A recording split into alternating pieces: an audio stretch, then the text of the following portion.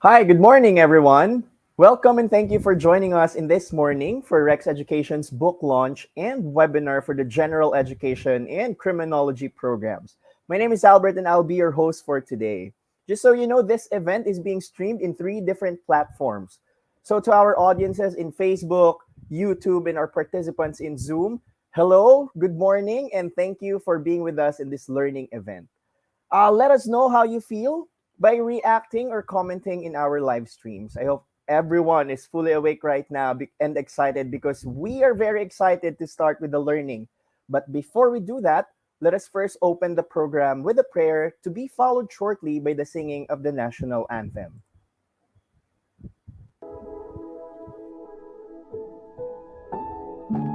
In respectful presence of our brothers and sisters across boundaries and faiths, let us all join in prayer and worship and gratitude and for guidance. Almighty and eternal God, we thank you for the gift of life and all its joys. We thank you for today, for all its challenges, in all its splendor. We thank you for the gift of one another. O God of infinite mercy and wisdom, only in unity with your will can all our toils have true meaning. Transform us into willing and able stewards of this world and its future. Bring us together to work with understanding and compassion. As we toil and grow weary, we pray for renewed strength and resolve. As we experience pain and sorrow, let us be reminded of untold good beyond. As we see pain and suffering, let us be instruments of your peace and extensions of your loving and healing hands. As we gather here today, bless us all that our collective knowledge be tempered and guided by your wisdom. Grant us clarity of vision to see the common good amidst all distractions. Endow us with humility and purity of heart to transcend all differences and reservations. When we leave this gathering, let us be the change we seek. As we endeavor to practice what we learn, let us be the good we want to see in others. as we work for our learners and their future. Let it be that your will be done. In solemn silence, let us conclude with our own personal prayer.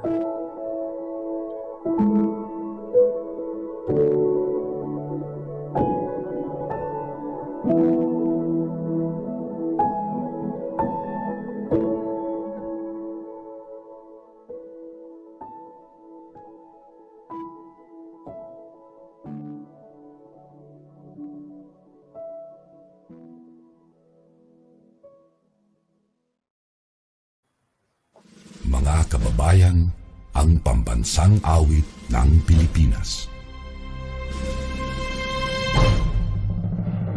Kayang magiliw, telas ng sinangalan, alam ng puso, sa titik mo'y buhay.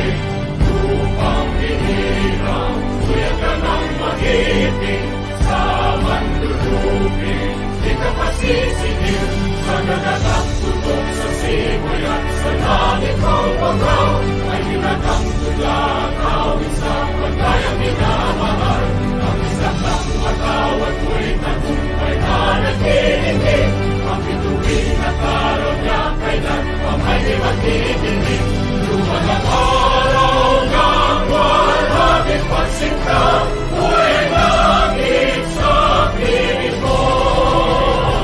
Ang ligaya na pagkay mag-amin, ang mamatay ng dahil sa'yo.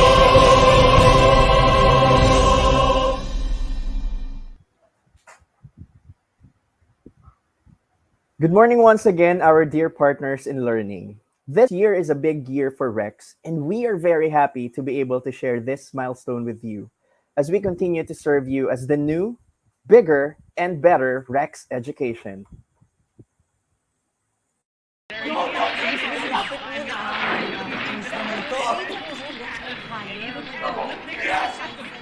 Go, go, go, go, go, go, go! Junior! Hoy, Junior!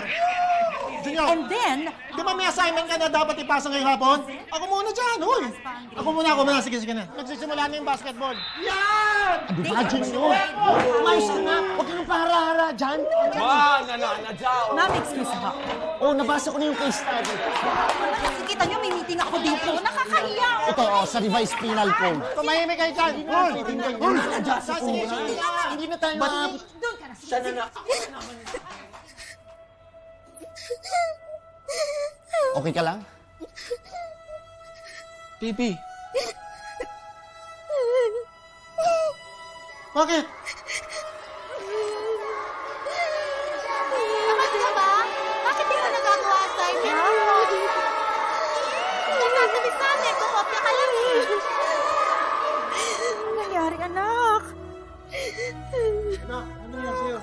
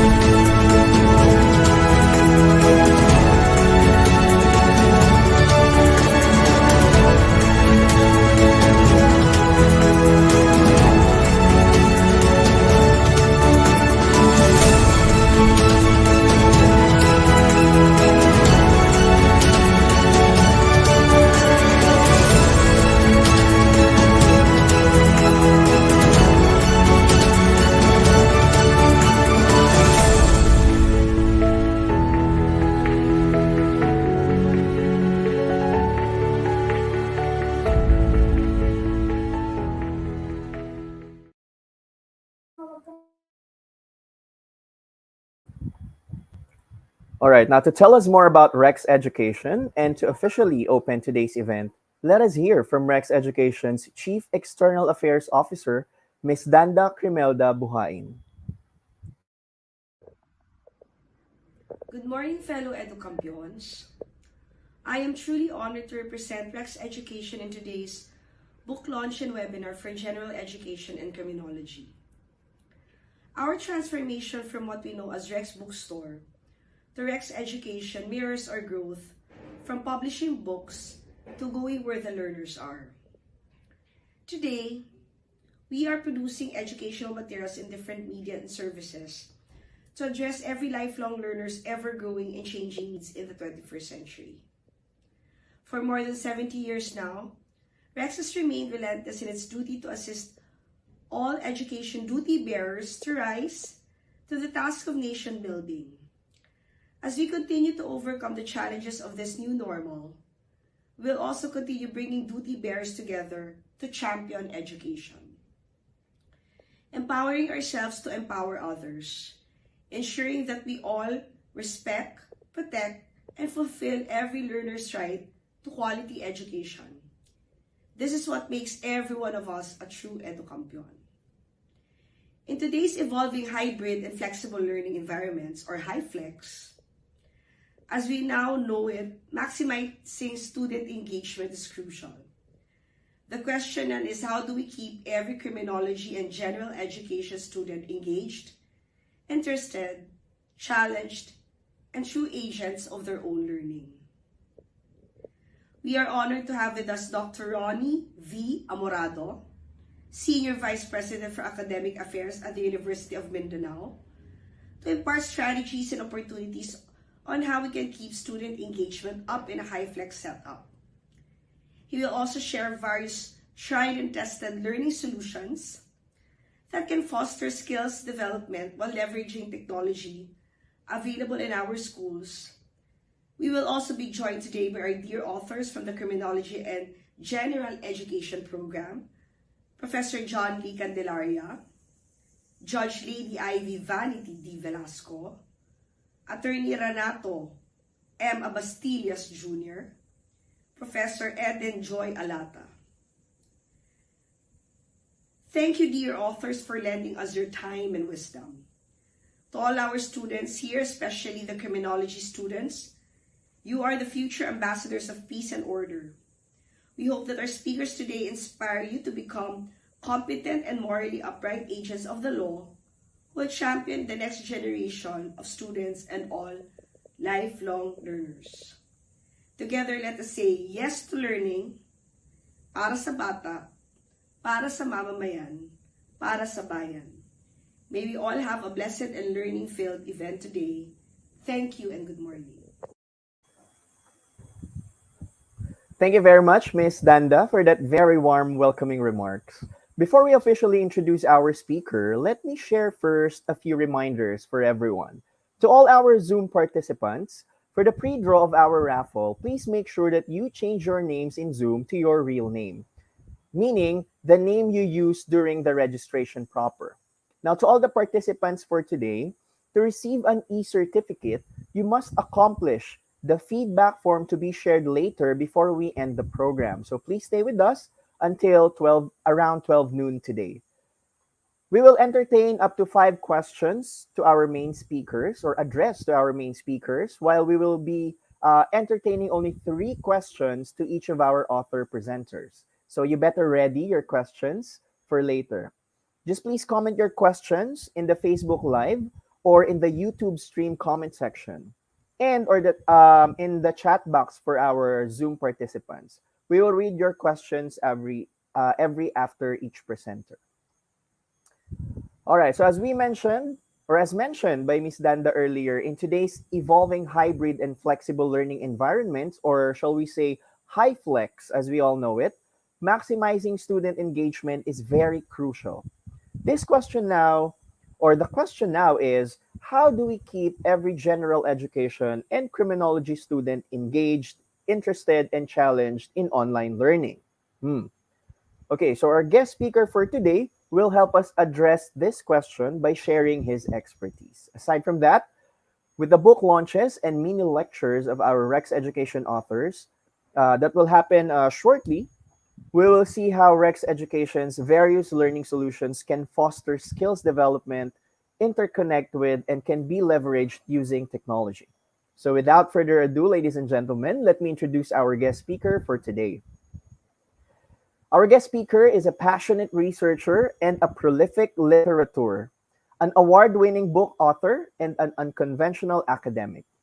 He has been in the academe in various capacities as a mentor, a professor, a director, and an academic vice president. He is a Hubert H. Humphrey Fellow in the United States, where he did his postdoctorate research at the Maxwell School of Citizenship in Syracuse University in New York. He was also awarded with the Outstanding Book Award in 2008 by the National Academy of Science and Technology and the World Distinguished Book Author. Outstanding World Researcher and Outstanding World Research Advocate Awards in 2013 by the International Association of Multidisciplinary Research.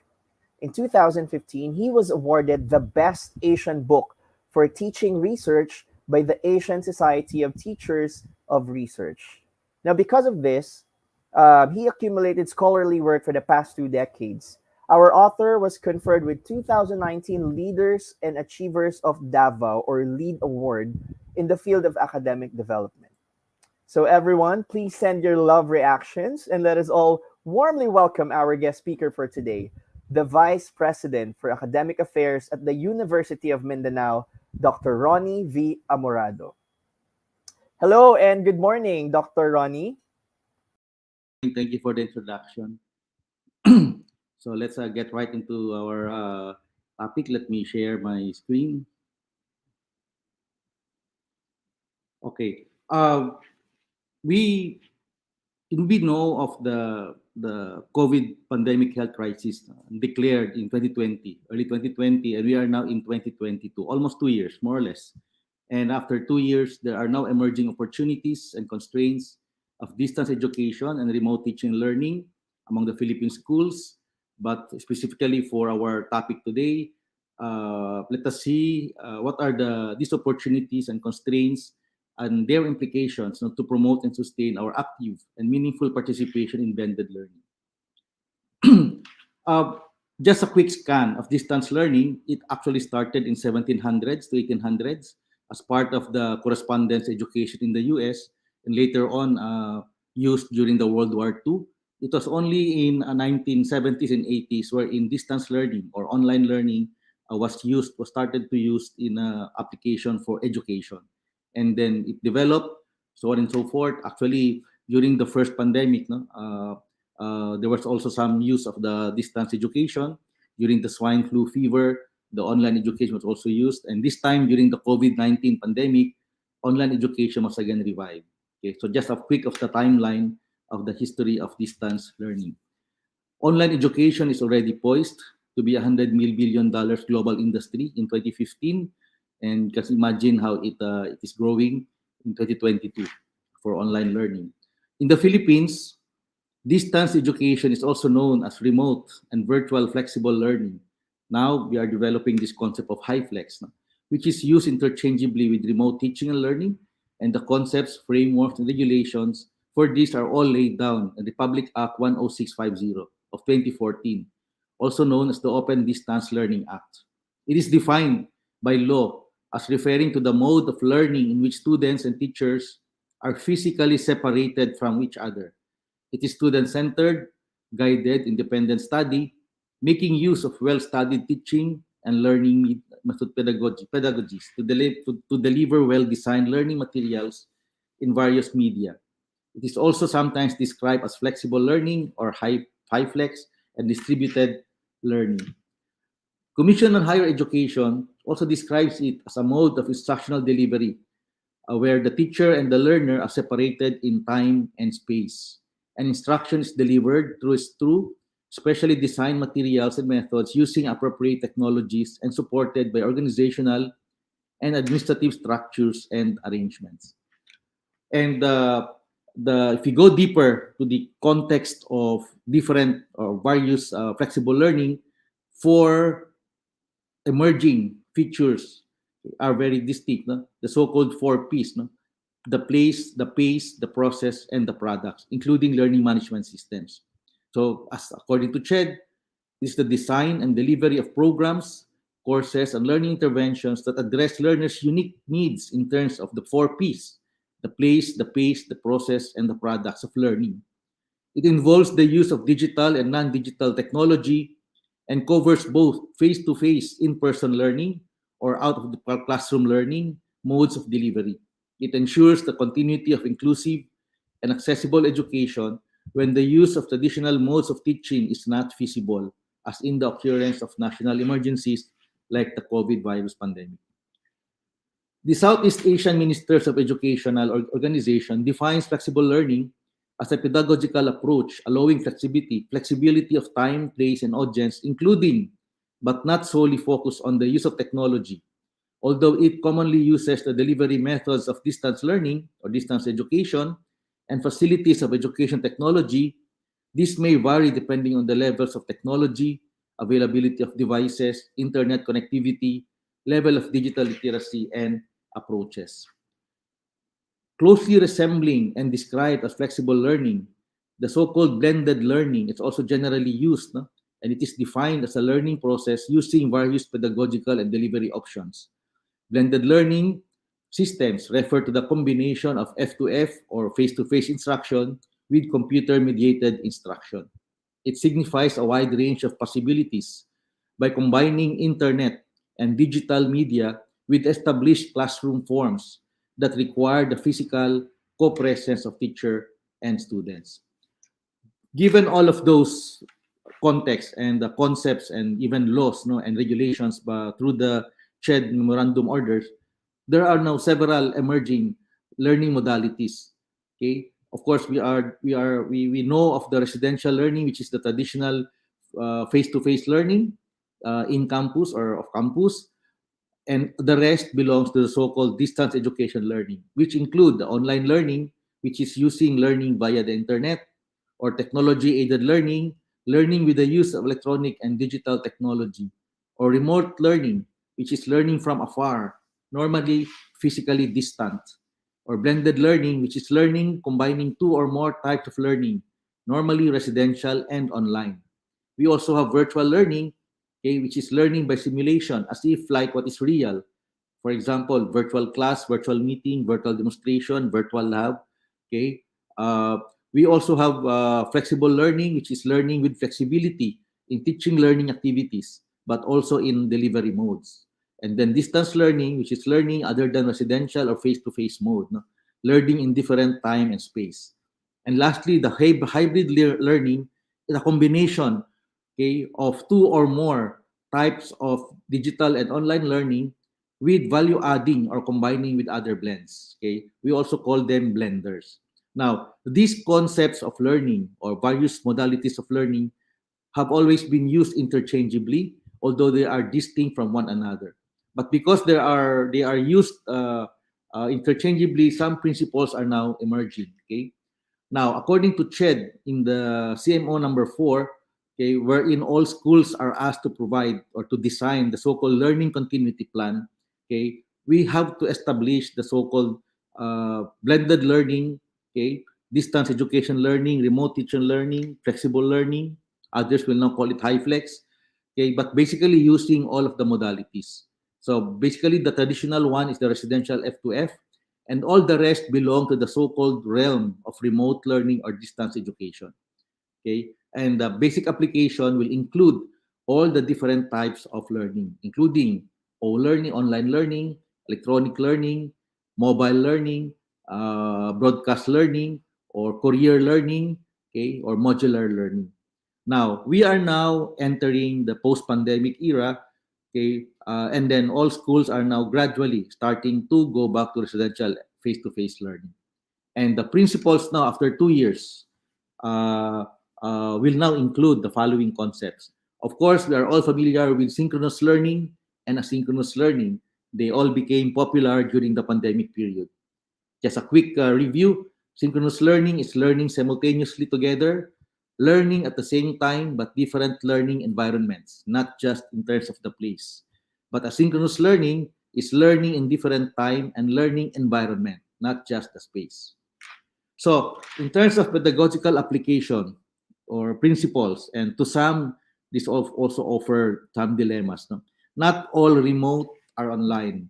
We have seen this when the DepEd also offered the so-called modular learning, which is remote but not necessarily online, because we all know at the very beginning the government schools had problems with the online internet technology. So, but they used the remote virtual career learning, yung modular na tinatawag nila, wherein every Friday the parents pick up the modules, and then for their use of their children from Monday to the next Friday, and then deliver the previous module, and then pick up the new module. So hindi lahat ng remote ay online. Not all distance are also online. Similar principle applies. Not all blended or hybrid. Not all online are using the learning management system. Okay? Would you believe even Messenger is now being used as an online class? No? And not all online are video conferencing. One of the problems during the pandemic is that they equate online classes with video conferencing. So teachers now lecture using the video conferencing, sometimes eating the entire day. Not all synchronous are video conferencing. Not all virtual are online. Not all distance are technology aided. Not all modular are technology aided. Residential may or may not be technology aided. And the dilemma here is that if all remote are distance, but are all distance remote? Okay, so that will be for discussion or for education specialists. Now we all know what happened during the pandemic. Now, we all know that the pandemic brought massive disruptions to the Philippine education sector. Classes suddenly interrupted, examinations disturbed, submission of requirements unsettled, school fees unpaid, school calendar and schedules broken, curriculum and syllabus sequencing jumbled, internships and fieldworks imperiled, graduation delay, okay? School infrastructure jeopardized, teachers and students' health exposed, no? Licensure exams even postponed, but generally all future plans ruined. Okay, that's the effect of the disruption brought about by the COVID pandemic.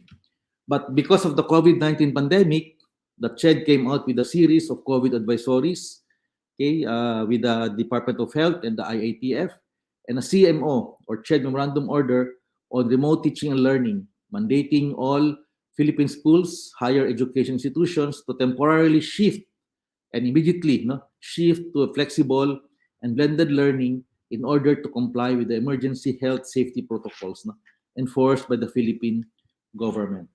Given the various policy options for flexible learning using some features of the distance education, remote teaching learning, the schools are driven to design and implement flexible blended learning programs in various modes of delivery.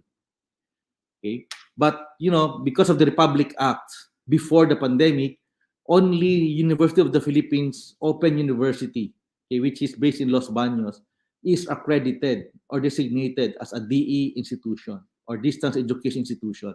Okay, and for you to offer and teach or handle online classes, you need to be trained and certified. But because of the pandemic, all of these have been relaxed. No? Because the CHED allowed and guided, CHED allowed under the guidance of Advisory 6 and 7, okay, for all schools and teachers to make use of online learning. Okay, so hindi na-require masyado yung certification and training for all teachers to handle distance education.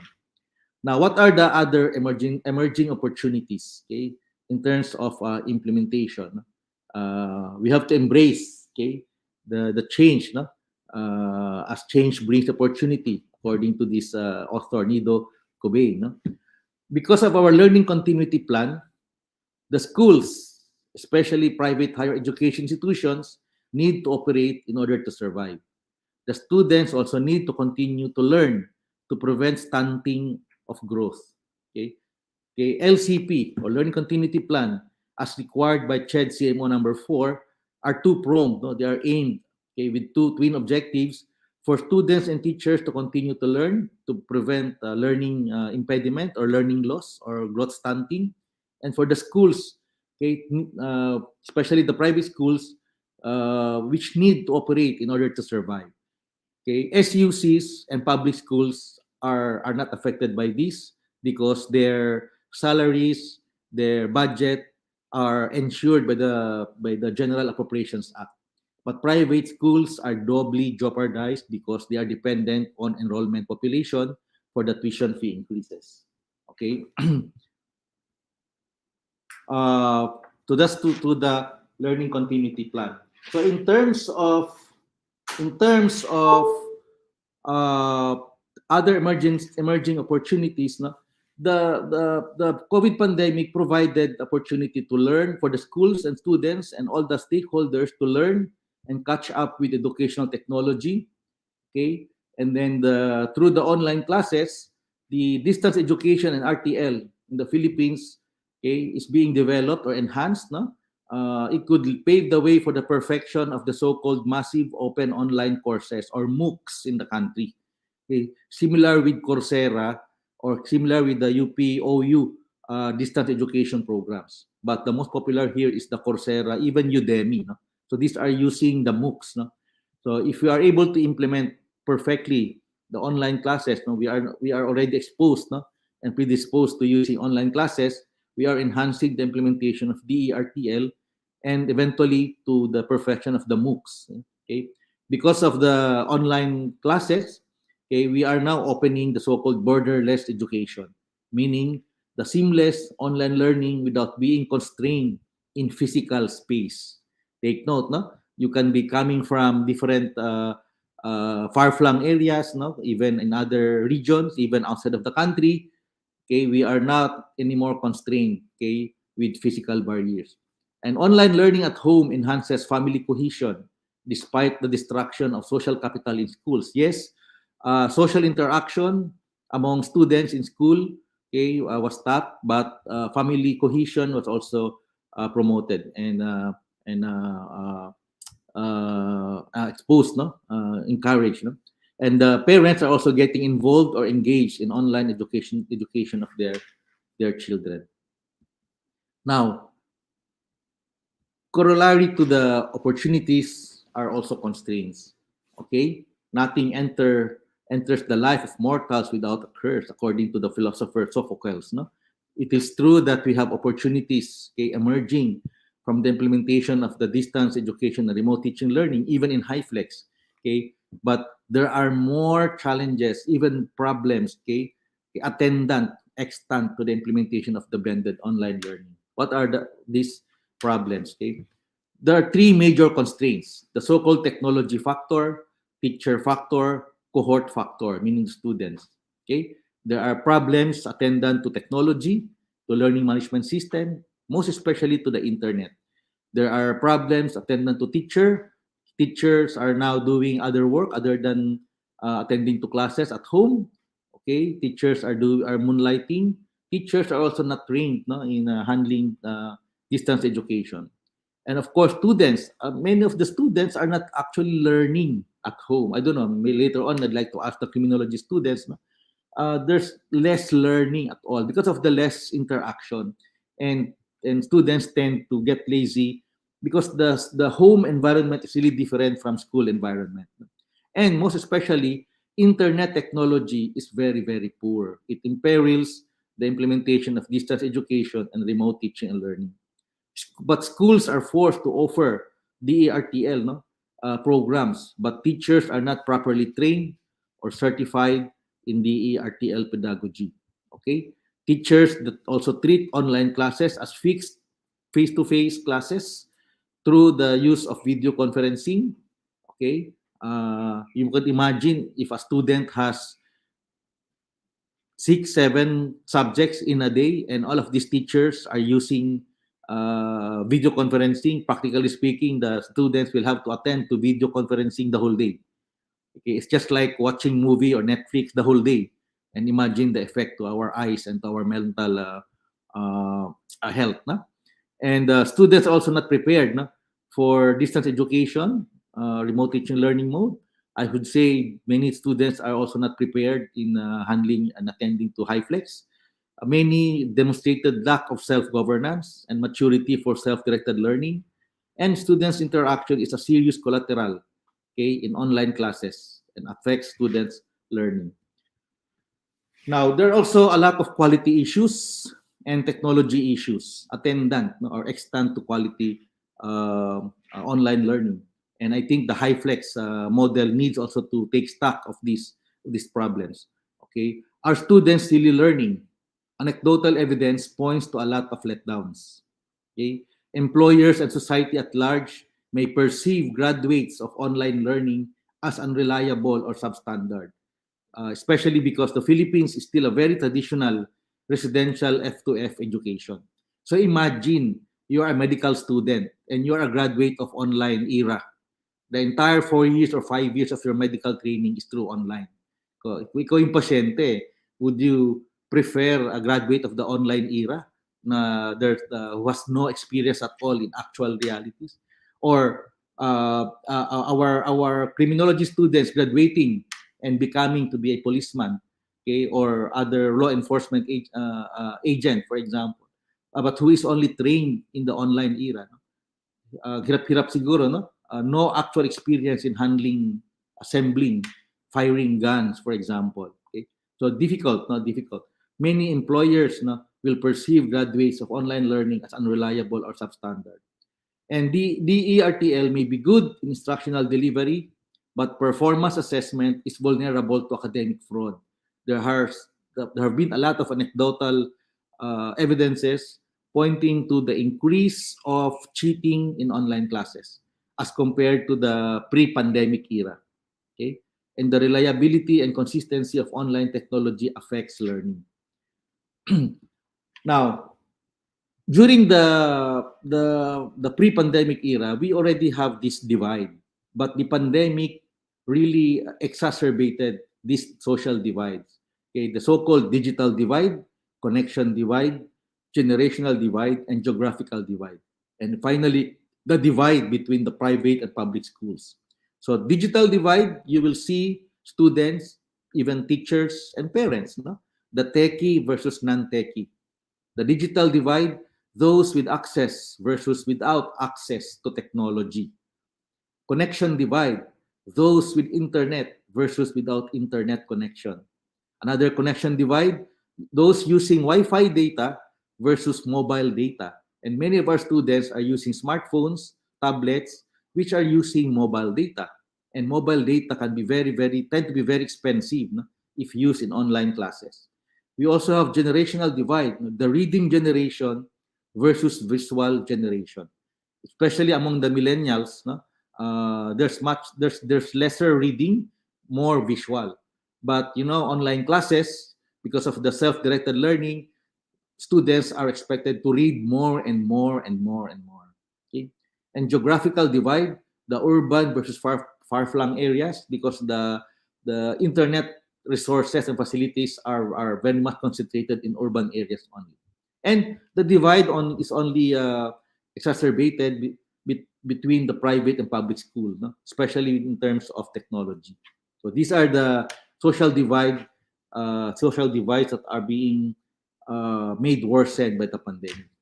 Okay, just a quick look at the academic fraud. Okay, cheating in online classes, no, on the rise. No, in the U.S., a higher education survey in the U.S. with more than 2,000 college professors and administrators revealed that about 60% believe that academic fraud is more common in online courses than in face-to-face courses.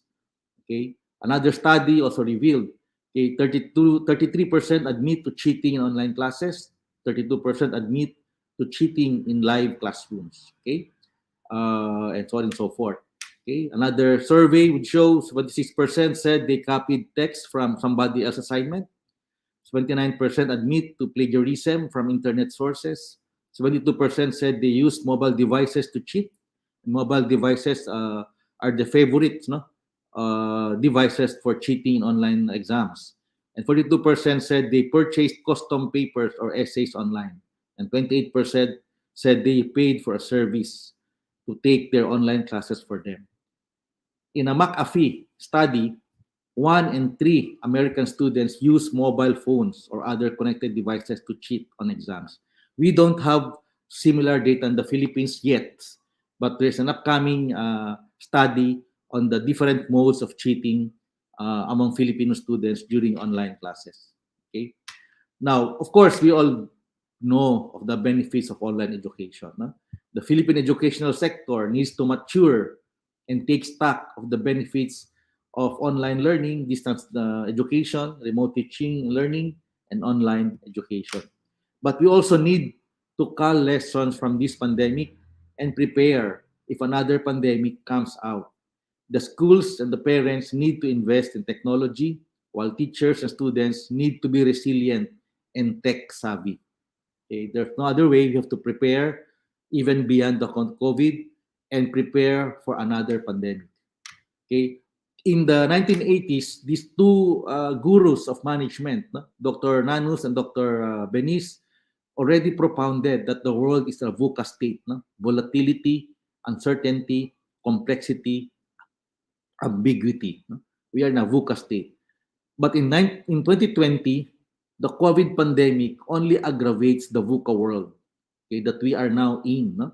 Okay, we are really in a more intensified state of VUCA. No? More volatility, more uncertainty, more complexity, and more ambiguity, especially because of the pandemic. According to this one framework, no, by Blake and Newton, no, our meaningful distance education, remote teaching, learning, even the hyflex, need to be in 5.5 to 9.9 areas. Need to be in 5.5 to 9.9 areas. Okay, for us to mature. Now, unfortunately, many of our implementation of online programs are in 1.1, in 1.9, and in 9.1 areas. Okay, 1.1, 1.9, and 9.1 areas. Okay, we are at that level. Okay, we have not reached yet the 5.5 and 9.9 level according to this particular framework. And an old framework of Everett Rogers diffusion innovation. Okay, if you can look at the pre-pandemic, early pandemic, and pandemic situationers, look at the 34 to 16% laggards and late majority. Okay, meaning many are not yet really predisposed and properly oriented on how to use online learning and distance education. Not only that, even in application of vaccination. Okay, according to the news just today, less than 50% in the entire country pa lang ang nakakuha ng booster. Okay, of course we are still grappling with some people or many people, okay, who still don't believe in the vaccination. No first dose yet. Okay, even among criminology faculty and students. Okay, supposedly the criminology is more regimented, no? But again, they are the ones who are not following the protocols. Okay, so we are into that the going down trend, no? According if you apply this particular framework. According to this hype cycle model in analyzing the implementation of our programs, okay, we are now entering the third column at the throw of disillusionment. Okay, several months ago we are in the second column. Okay, we are in the second column. We are in the excitement, I would say. We are in the exploring new frontiers. Okay, but now we are now entering the throw of disillusionment until hopefully we will rise to the slope of enlightenment. Hopefully, if we mature and towards the plateau of productivity. Okay. In the Dunning-Kruger effect, no, for the confidence knowledge levels of implementing any online program, okay, the Philippines is cruising in the nadir valley and optimum plots during the pandemic transition, hopefully towards the slope and plateau plots. Okay, what is this nadir valley and optimum plots? Okay, if you look at the circle, the intersecting circles, yung valley of despair, okay, is just too much for us. And there is more complicated, okay, complication that we might think. No? So yung link intersecting na yan, we are all caught into the quagmire of these intersecting circles. So no need to look into the details, but just to see the valley of despair or the trough of disillusionment that we are in right now. Okay, and some loss of technology in understanding online classes, but I will not go into the details. But just the simple message here is that we need to understand and embrace technology. Okay, we need to understand and embrace technology if we have to survive and mature in our online programs, in our distance education, in our hyflex programs. Okay, so thank you very much. According to these two bloggers, no, technology will never replace teachers, but teachers who use technology will replace those who do not. And technology will never replace great teachers, but in the hands of great teachers, it is transformational. Thank you very much. We are now open for the Q&A. Thank you. Right. Thank you so much for that, Dr. Ronnie. Okay, so I just want to highlight what you shared a while ago. You mentioned about the 4 Ps for online flexible learning: the place, the pace, process, and products. And you know what? It's very interesting to know that there are different types of learning using the digital platform. Sabi nga ni Dr. Amorado kanina, no, napaka-thin lang nung line para maano sila, ma-differentiate from each other. Ayan. Correct. Of course, there are pros and cons in utilizing the online learning platforms, as discussed a while ago. But at the end of the day, we have to really be highly adaptive and flexible in utilizing this platform. So, again, thank you for that rich presentation. I believe that aside from all the learnings that our audience learned today, they also have some questions for you, Dr. Amorado. And we are joined by our criminology professors and students. So, Dr. Ronnie, here are some of the questions. The first one is, do you think remote teaching and learning is good or bad for the criminology program? Kasi baka kanina na-discuss mo, paano nga naman, no? Kung yung mga doctors natin ay graduate ng online learning. What more yung criminology students? Yan. Correct. In the long term, it is bad. Meaning, operationally speaking, in the learning continuity plans as mandated by CHED, the prognosis should be able to have your online classes in 2 years only. Beyond 2 years, you will be in trouble, including your basic foundations in your courses. Now, what do you mean by the remaining 2 years? What happened to the remaining 2 years? At least those remaining 2 years should be invested, okay, greatly in your simulation, in your laboratory, in your field work, for example. So just imagine, no? In criminology, you have ballistics. But because of the pandemic, we did away with ballistics. But imagine a criminology student graduating, okay, without actual ballistics na application. What would be the effect? No? What would be the effect? So in the long term, it is not good. In the short term, we have no choice.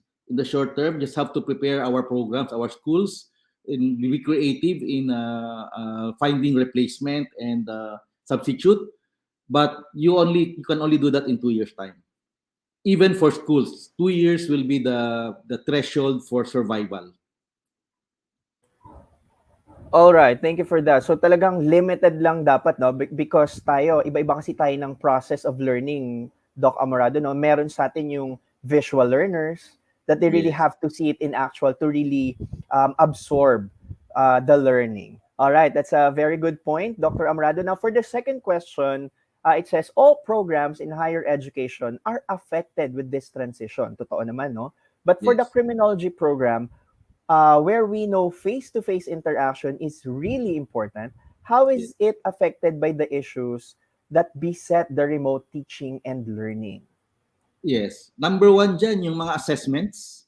Okay, because of the increasing on cheating in online classes, especially in online exams. So we can now, the results of the grades are suspicious. Okay, the learning competencies are affected in terms of the laboratory application, and even field trips, even the karate close contact is suspicious now that we also suffer in the online program. So that's why I emphasize the 2 years threshold. at least half of your degree should be experienced in the face-to-face or actual situations, because the first 2 years were invested in the online kasi because of the pandemic. All right. Correct, Dr. Amorado, no? Because parang critical thinking of the students is gonna be affected, really, no? If they're just nasa front ng computer. Because information right now is just a click away. Diba? Correct. So, mabilis nating ma-access kung may quiz, may recitation. So, naapektuhan din yung ano nila, critical thinking. Now, given everything that you mentioned, Dr. Ronnie, for the criminology students listening here, how can they compensate for what is lacking in remote teaching and learning? Ano kaya pwede nilang gawin doon, sir? Yeah, I think we have to support the efforts of the schools to go back to the face-to-face learning. Interestingly, anecdotal evidence will tell us that many students, just like many teachers, they still want to have the online mode until now. Kasi naging comfortable na eh. Tapos, because of cheating, no? They complain, kesyo malayo daw ang lugar, kesyo mahal ang transportation cost, and etc. But because there are a lot of issues attendant to the online classes. So how to compensate? I think if you are really serious in your foundation, especially in your board exams, the learning competencies, I think you have to support the call of the schools to come back to face-to-face residential learning. And of course, get yourself vaccinated. Many of the students complain that they cannot be forced to get vaccination. But mind you, when you graduate and take your board exams, the PRC will also require you to get vaccinated. If you are not vaccinated, you will not be allowed to take the board exam. So habang nag-aaral pa, magpabakuna na lang. Para hindi na maraming komplikasyon. Yes. I agree with you, Dr. Amorado, no? So, safety din naman ng sarili and ng ano natin, ng fellow Filipinos. Okay. So, meron po tayong last two questions, no? One is from YouTube and the other one is from Facebook. So, ito, Doctor, naka-flash siya. Sabi dito, can you share the best practices your school is implementing in order to control the different modes of cheating among learners in the remote learning modality that we have? Okay. Yan. Paano daw We have, ma-prevent?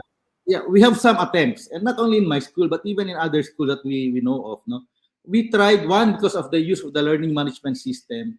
We tried to put in the necessary features, no, digital features to prevent cheating. Okay, meron tinatawag na safe assign mode na tinatawag, but still nalulusutan pa rin eh, no. But sige lang, at least we tried to reduce the space, no, for cheating, no. That's one. No? Secondly, during the pandemic, very interesting, some teachers creatively, no, substituted, for example, yung karate. They required the students to demonstrate the karate moves, then and record and upload. Okay, ang kinakarate nila yung mga kasambahay nila o kasama sa bahay. Okay, and I know of a program na talagang nag-require ng assembly and disassembly of guns at home, but that was dangerous. That was dangerous kasi nga ang justification nila, meron naman doon silang kasamang police or parent na police, so allowed nila, but that was dangerous. It should be supervised by the teacher, so that was stopped, no. But you see, during the pandemic, ang dami talagang creative ways, no. But that was difficult. Not all students and not all households can have that kind of courage maybe and control. Okay, we cannot just ask students to look for guns and demonstrate, no. So difficult. So dinadaan ngayon sa technology. May mga technology, may mga LMS na merong mga anti-fraud mechanism. And this is also a challenge to future for other LMS, no. The best LMS would be the one that has anti-fraud features. Now, there is this very ideal technology that we do not have yet in the Philippines, the so-called augmented reality devices, or previously we know this as virtual reality. Okay, I saw this in the US when I was in the US, I attended a technology conference. Yung isang doctor at nurse medical, they perform an operation virtually or using the augmented reality. So talagang parang 3D pumasok ka sa program, no?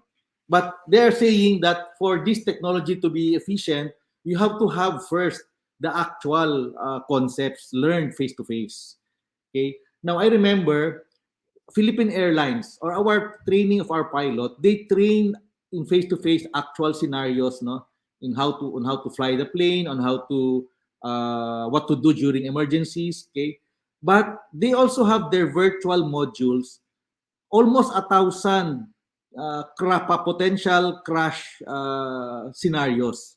Okay, but they're able to simulate using virtual augmented reality, using technology for almost all of these crash scenarios or models. Meaning they only train for a few that are very common, okay, in actual situations. Pero yung ganung mga technology, wala pa sa Philippine educational system. We fall in the US, in advanced countries, they already have that. We don't have that here. So parang ano ba, kung sa criminology pa yan, ang pinakamalapit na lang na ginagamit ay mobile, ML na lang or mga gera sa online gaming, ganoon na lang, no? But that's not augmented reality, no? That's not augmented reality. So we don't have the technology. The best that we can have is through the LMS with features for anti-cheating. Alright, tatanong ko pa lang, no, sir, paano pag yung mga pilot, so yung pala, no, augmented reality Yeah, na reality. napakaganda. Yes, so para siyang nasa-simulate talaga ng actual na flight. So But the answer is, they're saying you cannot do that kung hindi yeah, ka dumaan sa face-to-face sa mga actual na mga training na basic concepts. exactly. Yeah, so a strong learning management system or LMS is really the answer. Yes. All right. So last question, Dr. Amorado, is this is from our Facebook user, Manolita Ramas Oligo. She asks, "What are your thoughts about teachers attending online classes to learn about digital apps?" Yes. Well, no choice tayo during the pandemic. Teachers need to learn, but we know the reality. This is one of the social divide, the digital divide, the techie versus non-techie. Ang daming mga teachers, no? Na siguro more than half of the teacher population yata hindi marunong gumamit ng computer, na lalo na kung mga apps, no? Nalulusutan ng mga estudyante. Our students, the millennials, are very good in using all these softwares, this technology, no? They can easily upload to Course Hero and upload an essay. The exams, they can just easily upload that to a tutorial app, no? Maraming ganun. Naipag-iwanan yung mga teachers eh. Kaya nakakalusot yung mga nandadaya sa online classes, no? So, therefore, we need to train the teachers as well. Teachers have no choice but to embrace technology, learn the use of technology, and be adroit in the use of our various digital resources. Very sadly, I still know of many teachers who do not even know how to reboot computers. Diba? Yung putting on and off man lang sa mga computers. Meron pa rin mga ganon. I should say this is part of the generational divide. But if we have to prepare for this kind of modality in the future, we had no choice but to train ourselves in this era of technology, really. Ang ganda nun, Dr. Amorado, no? So the answer to the digital divide or the digital gap that we experience is to continue to learn, right? And to adapt to the new technology. No? Seek help. Kasi yun talaga eh. Yun ang makakatulong sa atin to learn because hindi naman natin alam lahat, right? Okay, so I hope everyone was able to really get something out of the discussion. Care of Dr. Ronnie Amorado. Now, on behalf of Rex Education and our audience in Facebook Live, Zoom, and YouTube live stream, I'd like to express our gratitude to you, Dr. Ronnie V. Amorado, for helping every general education and criminology professor in keeping their students' engagement in online classes. Sir, maraming salamat po. Thank you. All right. Now we will see how Rex educators' various Learning solutions can foster skills development, interconnect with, and can be leveraged using technology with the presentations of the Rex Education authors in the book launches. So it's going to happen in just a few moments. So, but before that, I acknowledge ko lang no, yung mga participants natin na gumising talaga ng napakaaga para lang mag-log in dito sa ating Facebook Live, sa Zoom, and even sa YouTube streaming natin. So thank you very much na in-spend nyo ang inyong Saturday morning with us to learn. Yeah, and hope you're all doing okay. So just make sure that you stay with us until the end of the program for the announcement of the raffle winners. Okay, I'm sure you are all excited. So let's move forward to the first book to be launched. Let me introduce our author and presenter. She is among the youngest female appointees to the first level courts as municipal trial court judge at large. She possesses an extensive working background in the Philippine and international settings, having practiced law, engaged in different initiatives, and led anti corruption investigations alongside a team of elite international investigators around the world. After passing the bar examinations in 2013, she was promoted to Court Attorney 4 at the Court of Appeals and eventually held the Court Attorney 5 post. When she returned from her studies abroad, she expanded her management and development experience when she joined Teach for the Philippines Incorporated as a strategic development manager and was an integrity consultant for the Asian Development Bank and legal consultant for the Supreme Court of the Philippines. She's a highly respected lecturer for criminology and law at various institutions, including the University of the Philippines, Lyceum of the Philippines University, University of Perpetual Help System Delta, the University of the Cordilleras, Universidad de Zamboanga, and Pathways Criminology Review Center. She earned her Master's of Law from Columbia Law, New York City, and her Juris Doctor in Business Administration from the University of the Philippines, Diliman. A UP cum laude, she's also a Fulbright CHED Scholar, a Columbia Law Harlan Fisk Stone Scholar, and a Parker School Certificate Awardee for International Law. Everyone, let us give a warm welcome to one of the authors of the criminology book entitled Evidence. She's none other than Judge Lady Ivy Vanity D. Velasco. So good morning, Judge. For that very generous introduction. I'm really Yes. happy to be with you today. And before I begin, I'd just like to acknowledge also our Rex team, of course, headed by Miss Dana Crimelda Buhain, Sir Reggie Soriano, and of course, I would also like to acknowledge our keynote speaker. Dr. Amorado is a fellow Fulbrighter of mine, so I was very fortunate that we were able to speak together today. My co-author, Assistant City Prosecutor Renata Bastillos Jr., who will also be speaking after me, and my editor and good friend, State Solicitor John Dominic Obias. Good morning to everyone joining us on Facebook, YouTube, Zoom. Magandang umaga po sa inyong lahat. We can start with the slides, please. So the question that was posed to Dr. Amorado earlier was, how do we leverage what we know, what we have, to make sure that we are still keeping up with the requirements of education in times where we are in hyflex environments. And I think one of the solutions to that Rex Education is forwarded is to create, develop, and publish materials that are specifically adapted to our education environment at present. So let me start off by giving you a background, a very brief one about our author. So my co-author, next slide, please. So, of course, we have Fiscal Abastillas, who is a licensed criminologist, and he's also a former PAL lawyer, currently a prosecutor. In terms of criminal prosecutions, you see that he has experienced it from both sides.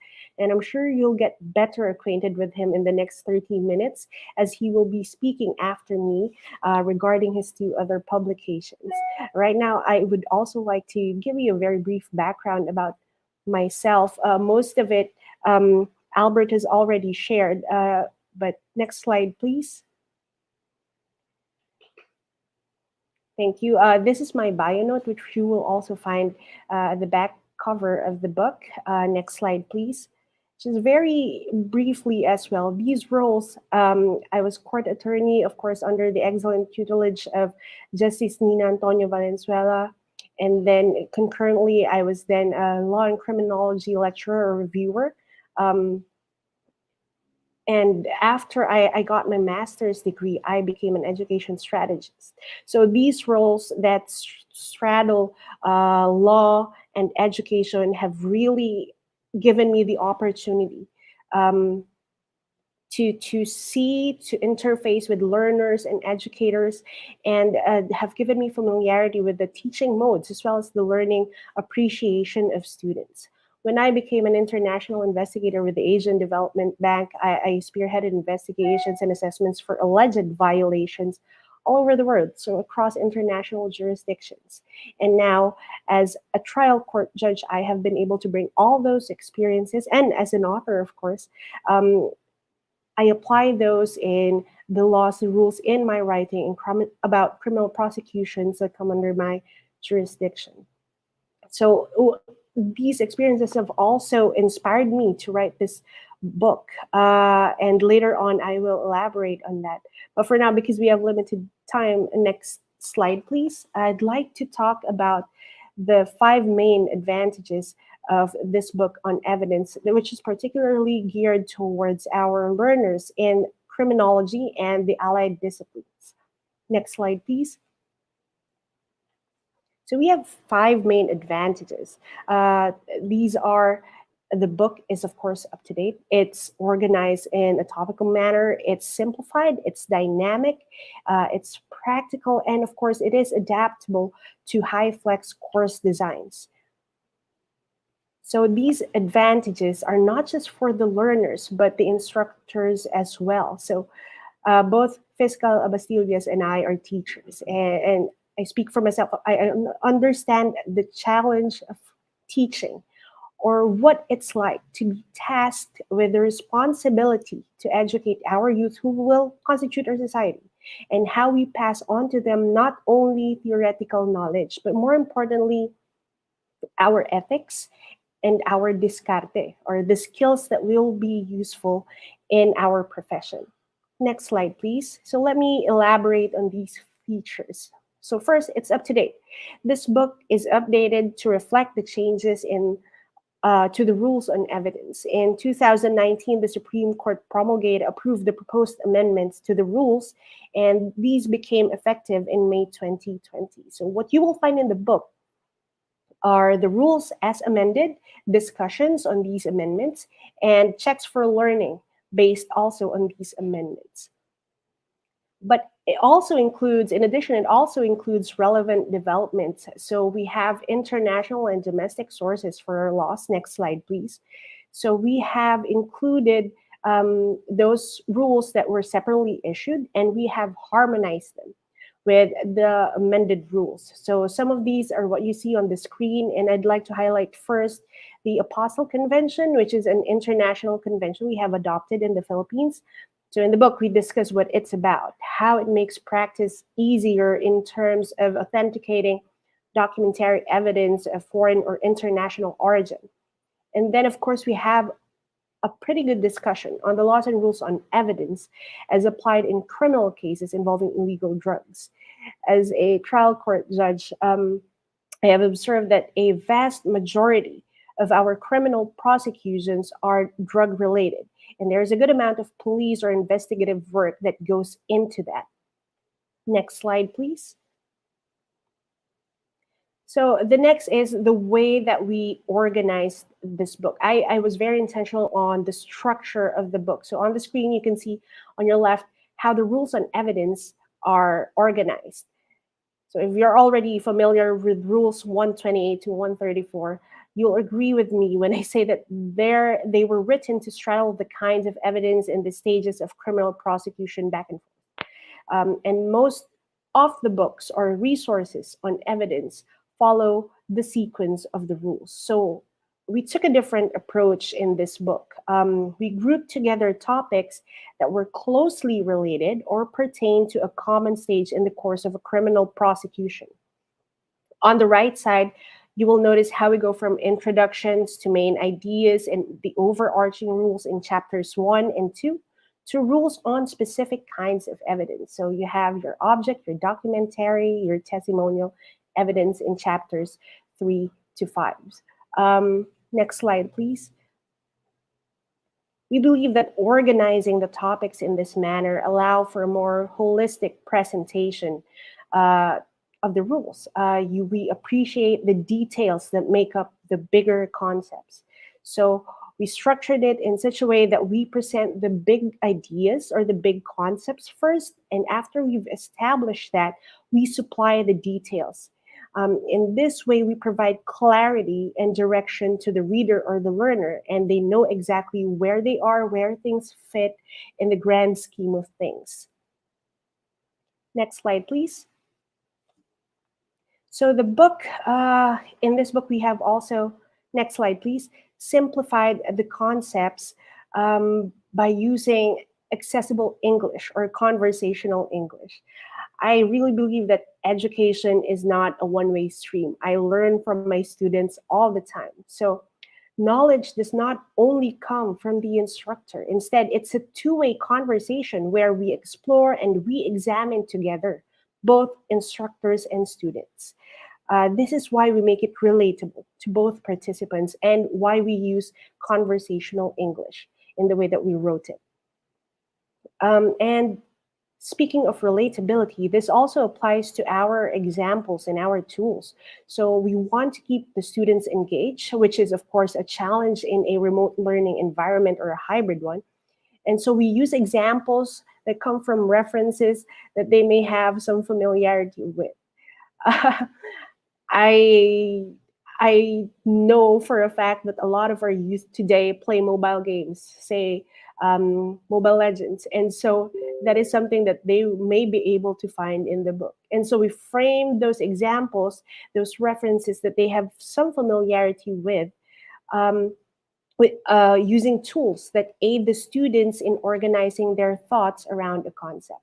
So I spoke a lot in the abstract. Let me illustrate that. Next slide, please. So this, what you will see in the next slide is Rule 128 on the admissibility of evidence. It's a one-liner, it's a single sentence provision, but this contains multiple legal concepts. And we appreciate that, or we transmit that knowledge by breaking it down in this manner.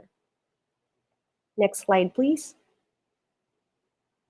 All right, so this is the explanation that follows that restatement of the rules. So first, we have the first sentence gives us the concept of exclusivity.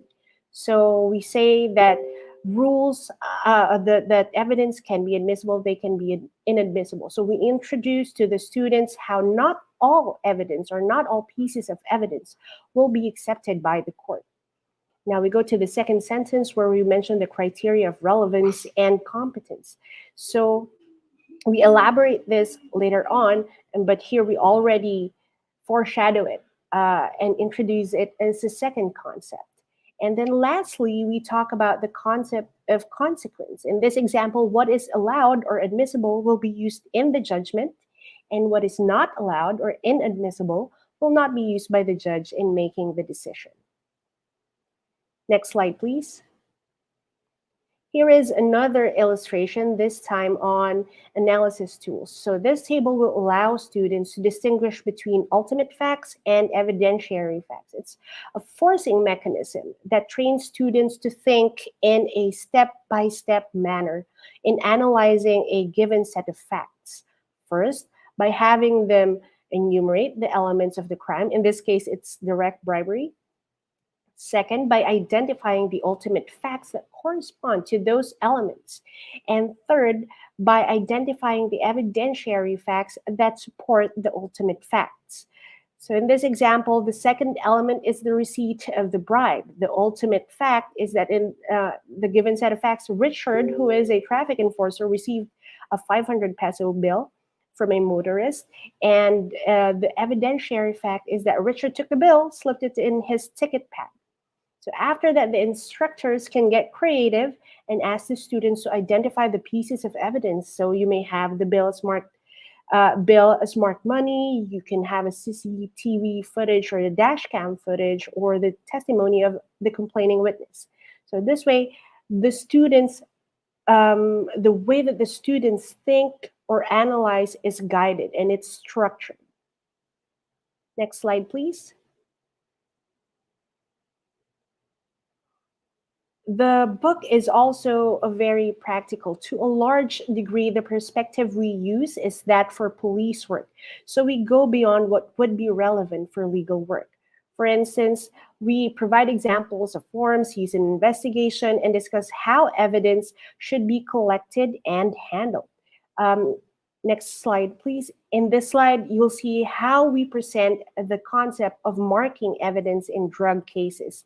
In addition to saying that illegal drugs, after they are seized, must be marked, we also show how the markings look like. On the right, you'll see a sample bearing the initials of the person, the date, as well as the signature on the packet of what was alleged to be marijuana seized in a buy bust operation. Next slide, please.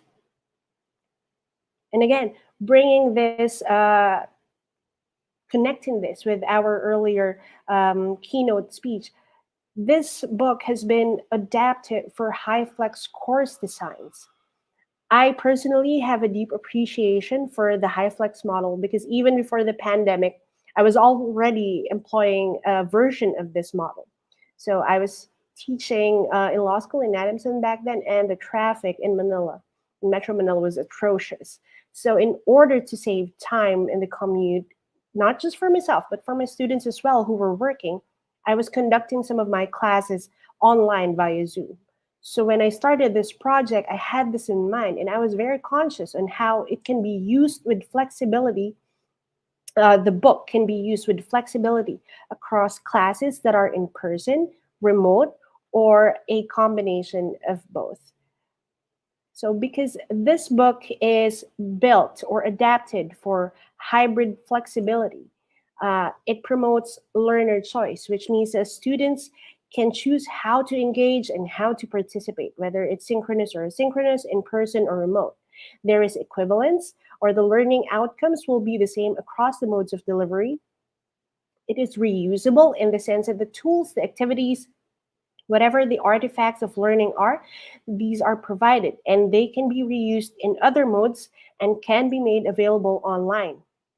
And finally, it's accessible, which means that these resources can be accessed regardless of the mode of participation. So here are a couple of examples. Next slide, please. Can you, yes, okay. So here are a couple of examples. On the left, you see a group activity which requires students to engage with their peers. Again, this is founded on the idea that the learning may also be lateral or among peers, and this can be done in person, remotely, or in a hybrid fashion. On the right is a practice exercise where the students are directed to access an online resource. In addition to the availability of resources online, this referral also creates the practical knowledge in students that the judiciary's e-library is at their fingertips should they need it for their purposes. Next slide, please. So all these 5 features are, of course, in this book because we have the learner in mind. Through our extensive experience in teaching and giving lectures, next slide, please, my co-author and I have observed that even at the review stage, many reviewees still struggle with the basic concepts, especially in remedial law, which is the toughest among the areas of law.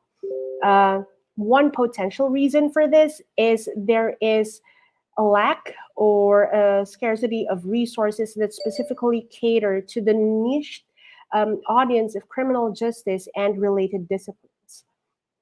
We have law books for evidence, yes, but these are written solely from the perspective of lawyers, of jurists, and it may be short of the perspective of criminologists and crime investigators. So this book is really our humble attempt at bridging that gap between the students of criminology, forensic science, other related disciplines, and the substance of remedial law. And we hope it'll be useful not only for academic purposes, but also for practice later on.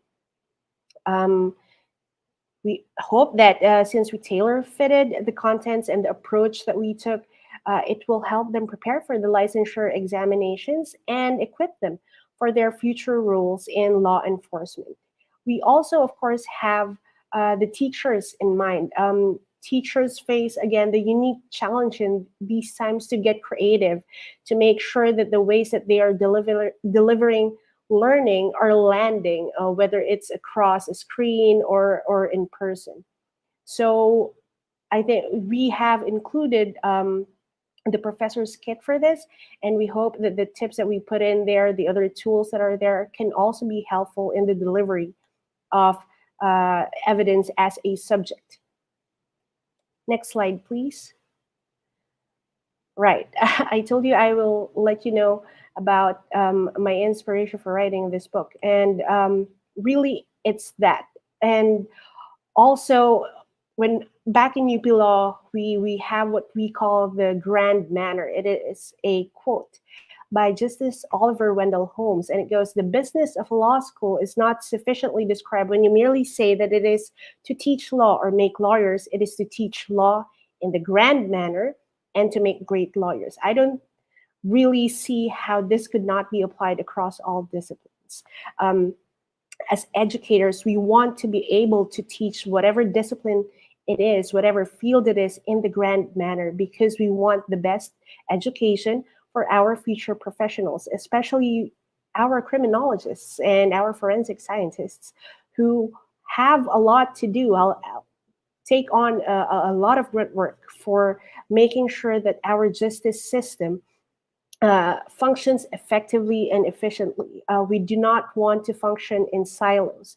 Our judicial actors, everybody, your judges, your lawyers, your court staff, your investigators, everybody has to be updated. Everybody has to have to build their competencies so that they are able to adapt to the requirements of the times.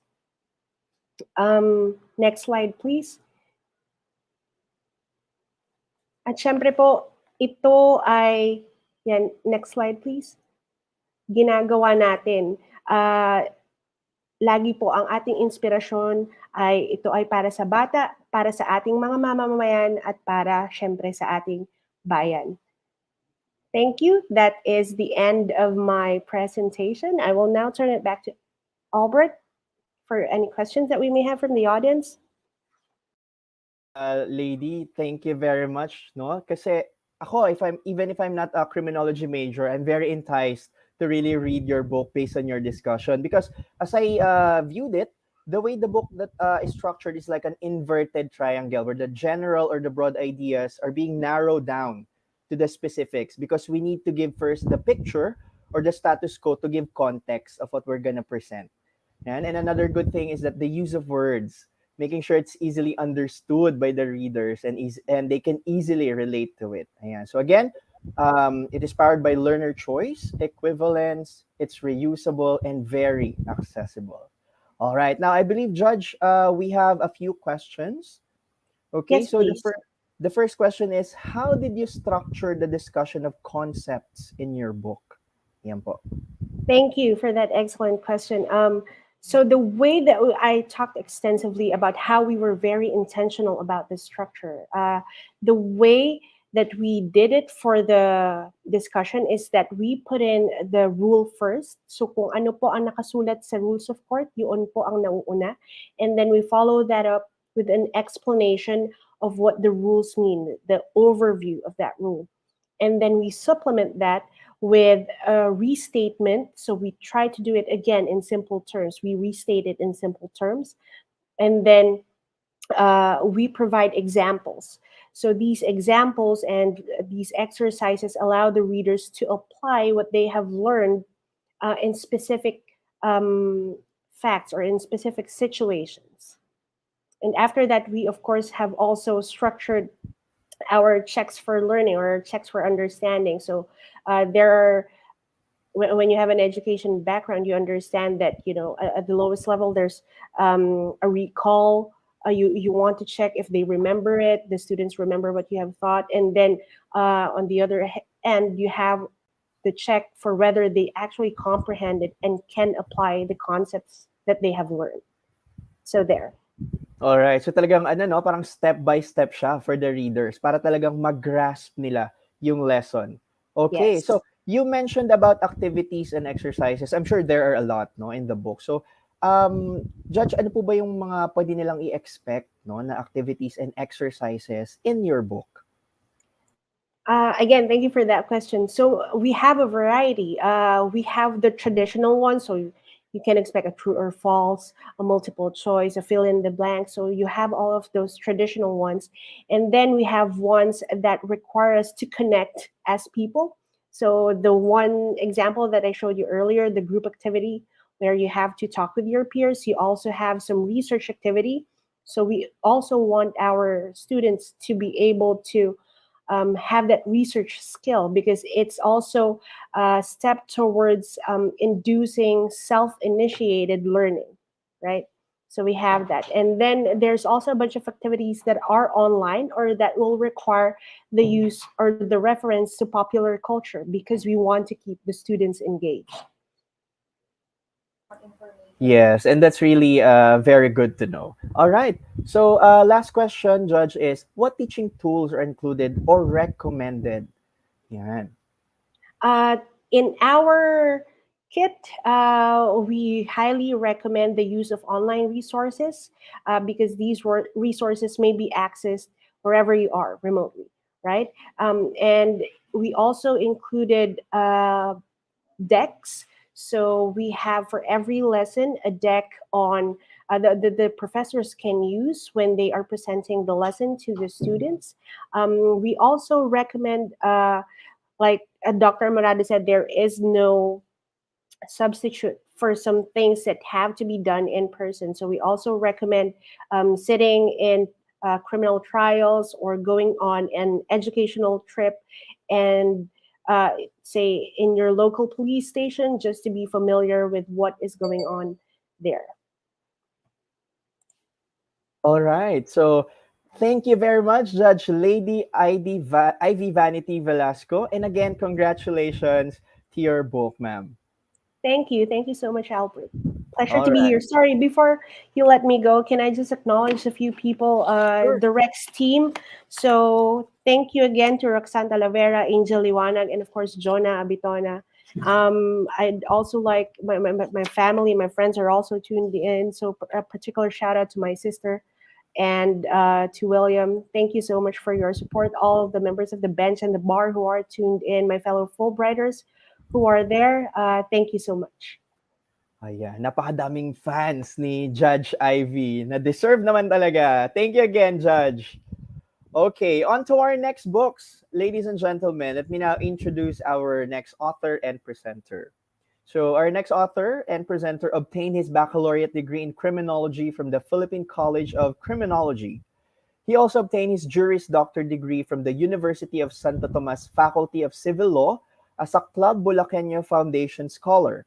He is currently pursuing his Master of Laws at the University of the Philippines College of Law and has been a Criminology Board Reviewer in Criminal Law and Jurisprudence since 2007. And he's also in the government service for more than a decade now. He currently holds the position of Assistant City Prosecutor of Quezon City. He is the recipient of the 2020 Outstanding Criminologist of the Year Award, Government Service category by the Professional Criminologists Association of the Philippines, or PCAP. So, everyone, let us give a warm welcome to one of the authors of the criminology books, Criminal Procedure and Court Testimony and Human Rights Education, Attorney Renato M. Abastillas Jr. Good morning, Attorney, and congratulations to you and to your co-authors, Attorney Eric Paul Peralta, Professor Elena Peralta, and Professor Neptali Joel Botoron for launching your book. Sir? For that kind introduction, Albert. No, so today we will be presenting our humble work on first on criminal procedure. Okay, so I would like also to acknowledge the presence of our some of our distinguished speakers, Dr. Albitona, and of course my co-author, Judge Velasco, who just made a brief introduction of me. So I request that the PowerPoint for the criminal procedure be launched first. Okay. So now, this book on criminal procedure on court testimony is offered as the last criminal law and jurisprudence subject under the curriculum on criminology. So, with my co-author, Eric Paul Peralta, who is from the UP Los Baños, thought of coming up with a book on criminal procedure, which will aid not only criminology students but practitioners as well. So, we have came up with first the structure of the book on how to go about it. First is what is the structure? The structure is basically patterned in the criminal law and jurisprudence in its entirety. So what it means is that CLJ 6 is intertwined and interconnected with the other law subjects. That is the first structure. The second structure here is this. May I request for next slide, please? The first structure, the structure here is that it focuses on the first CLJ subject, which is the introduction to the criminal justice system. We all know that CLJ 1 is offered as early as first year. So from first year up to the fourth year, there is always a CLJ subject in the course. So not to mention the additional subject, which is human rights under CLJ 2. So we patterned the book based on the five pillars of the criminal justice system. So every criminology student, every criminology practitioner for that matter, is very much acquainted with the five pillars. So we thought of coming up with a presentation of the rules of court on criminal procedure based on the five pillars of the criminal justice system. So we all know that the first pillar of the criminal justice system has something to do with the law enforcement. Next slide, please. So with respect to that five pillars, we managed to divide the crucial pillars that has something to do or that can be correlated with the study of criminal procedure. So the book is divided into four chapters as follows. Next slide. First, we have arrest, searches, and seizures. Alam naman po natin that under the rules on criminal procedure, arrest as well as searches and seizures are far from each other with respect to the arrangement of the rules. So one is 113 and the other one is 126. So what we did is that we first patterned arrest, searches, and seizures as our initial chapter. So it would be prudent for law enforcement agents, whether criminology practitioners as well as criminology students, to first have a fresh perspective of the term arrest, searches, and seizures combined together. Okay? Because many of our law enforcement agents, even if they already graduated, still has or experiences some lapses in effecting arrests. So we came up with first focusing on the concept of arrest, searches, and seizures by starting off with warrantless arrest. Because warrantless arrest is basically the first contact on the criminal justice system, okay, insofar as the law enforcement agents are concerned. So we discussed the concept of arrest in hyflex format as what was earlier explained by Judge Velasco and our distinguished speaker, that it begins with the learning objectives. It begins with guide questions. The guide questions will focus on giving the learner a bird's eye view on how to go about the particular unit or lesson. So they always go back to that guide question, in addition to the basic discussion or the main body of the lesson. So arrest and searches and seizures were discussed chronologically, first from warrantless arrest down to the arrest with warrant. I also included there some illustrations that are yet to be experienced, perhaps, or should I say, illustrations that are being applied in foreign jurisdictions. So that will at least give the learner a background on how to anticipate further procedures on how to go about arresting persons. So with respect to searches and seizures, the same is true. We also have warrantless search and search with warrant. So what are the limitations and what are those exceptions? So at the the second uh, part is, next slide please, is the prosecution. You know? So when we speak of prosecution, so for example, from inquest, from the time a person is arrested and brought for inquest proceedings, that is where the prosecution of criminal cases begins or commences. So the prosecution will deal with prosecutions in general, not only in general criminal cases, but also prosecution of criminal cases cognizable by other prosecutorial arms of the government, like the ombudsman. Okay, so the book makes a holistic approach on how to go about prosecution of criminal cases in general. So let us begin with the study of prosecution of offenses, um, Rule 112, preliminary investigation, coupled with inquest, and who are the prosecutors who can conduct a preliminary investigation, among other things. So it also discusses the different types of prosecutors, ranging from investigating prosecutor, inquest prosecutor, as well as trial prosecutors. So it provides a holistic approach on introducing who are the prosecutors and what are their basic roles, not just the rules as contemplated under the rules of court. Next slide, please. Of course, in court proceedings, we begin with the term jurisdiction. So every prosecutor must first know, where do we file the case? Is it in the first level courts, second level courts, or in a special court perhaps, like Sandigan Bayan? Does the Sandigan Bayan conduct inquest proceedings? There was once, or there were rare instances where the Sandigan Bayan receives cases that were subjected to inquest proceedings by the ombudsman. So those are matters that is provided in the book. So aside from jurisdiction, uh, the book also provides a step-by-step procedure on how how a criminal case is being processed in court.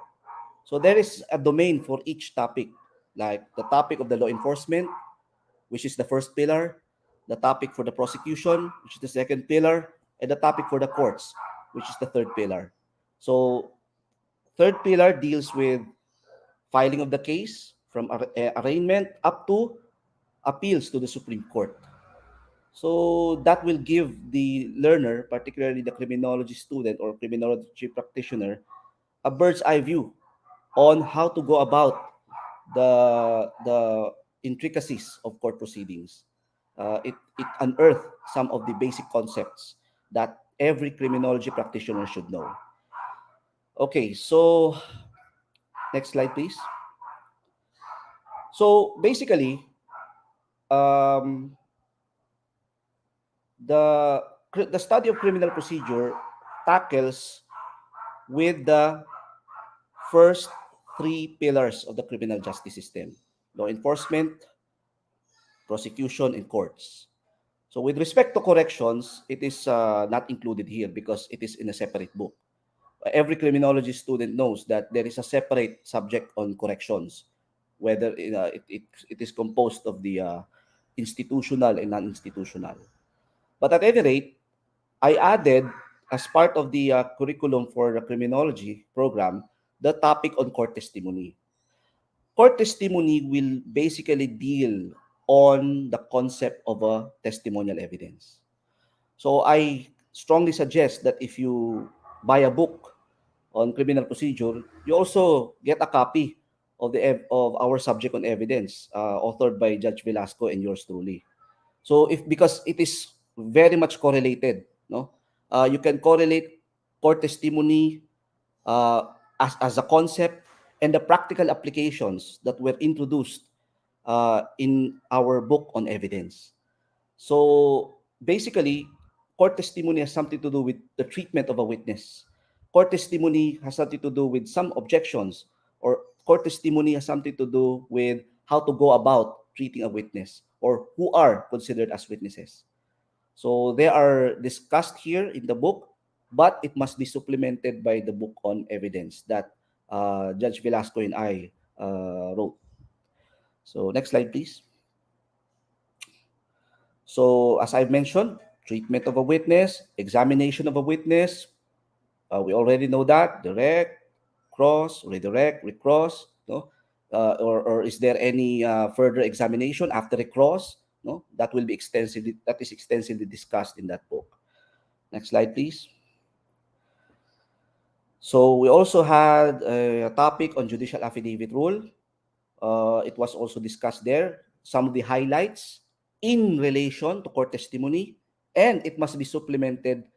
It is supplemented also in the book on evidence on how to go about applying judicial affidavit rule for purposes of determining its evidentiary value.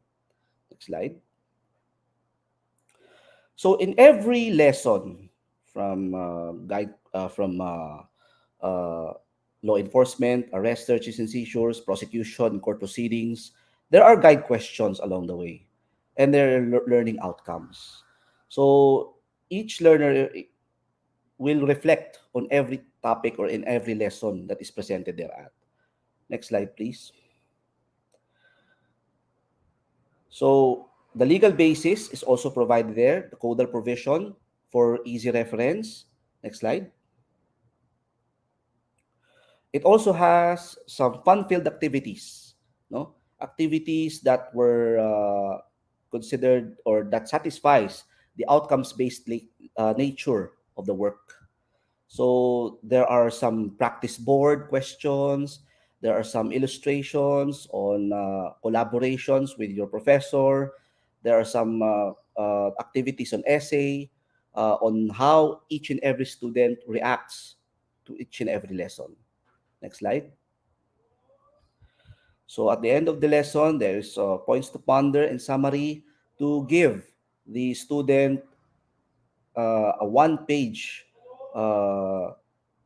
lecture or a one-page presentation on how the lesson go about. So, so of course, I made sure that the summary and points to ponder is or will not serve as a substitute over the main reference. They are just quick. It's just a quick review on the previous lesson. Next slide. So in every book, there is a references and indices which will serve as a handy reference tool for each and every student if he wants to uh, make a quick browse on a particular topic. It is also presented in the same book. Next slide. So what inspired us to write this book? It's because we realized that every book, every law book that is being used by a criminology student is law student oriented. If not, it is, of course, not written by a criminology practitioner or a criminology faculty or an academician from the criminology profession. So we suddenly thought of coming up with a book that will somehow give a criminology student uh, an appreciation on how to go about the subject from the criminologist point of view. So that is basically the inspiration there. Next slide.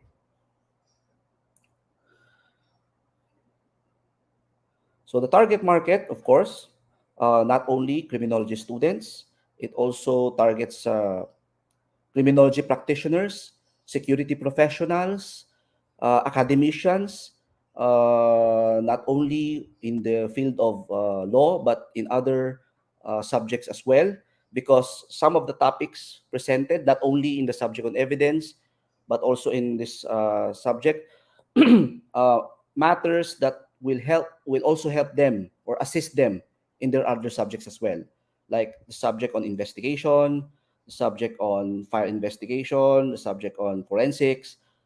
It is all packed in our material. Okay, next slide. So thank you for taking time to go over or listen to my brief presentation. I am now ready to accept questions, if any. Thank you. All right. Hello. Yes. Yes, Albert. All right. Thank you, Attorney Abastilas. Baka yung ano ko lang, no, yung connection ko lang, parang nag-freeze yung ano ko eh, yung cam. But this book is really good, sir, no? We just want to know, ano po yung parang talagang magpapa-hook sa ating mga readers to purchase and really invest their time on reading this book? First and foremost, it's easy to read. As what has been propounded a while ago by Judge Velasco, it is reader friendly. It is presented in a simple English. It has not too technical. Well, basically it's technical, but we tried to unbox its technicality. So every reader, no, is expected to at least understand the basic concepts of the criminal procedure, not only from the perspective of the criminology student, but in every reader, they will readily appreciate the presentation in a wholesome fashion. It's not too technical, it's not too legalistic. So that also gave us the inspiration to write this book. 10. Attorney Abastilas, I believe you have another presentation to make. Is that right? Yeah, sure. Yeah. So Okay. So we can now proceed to that discussion, sir. okay, okay.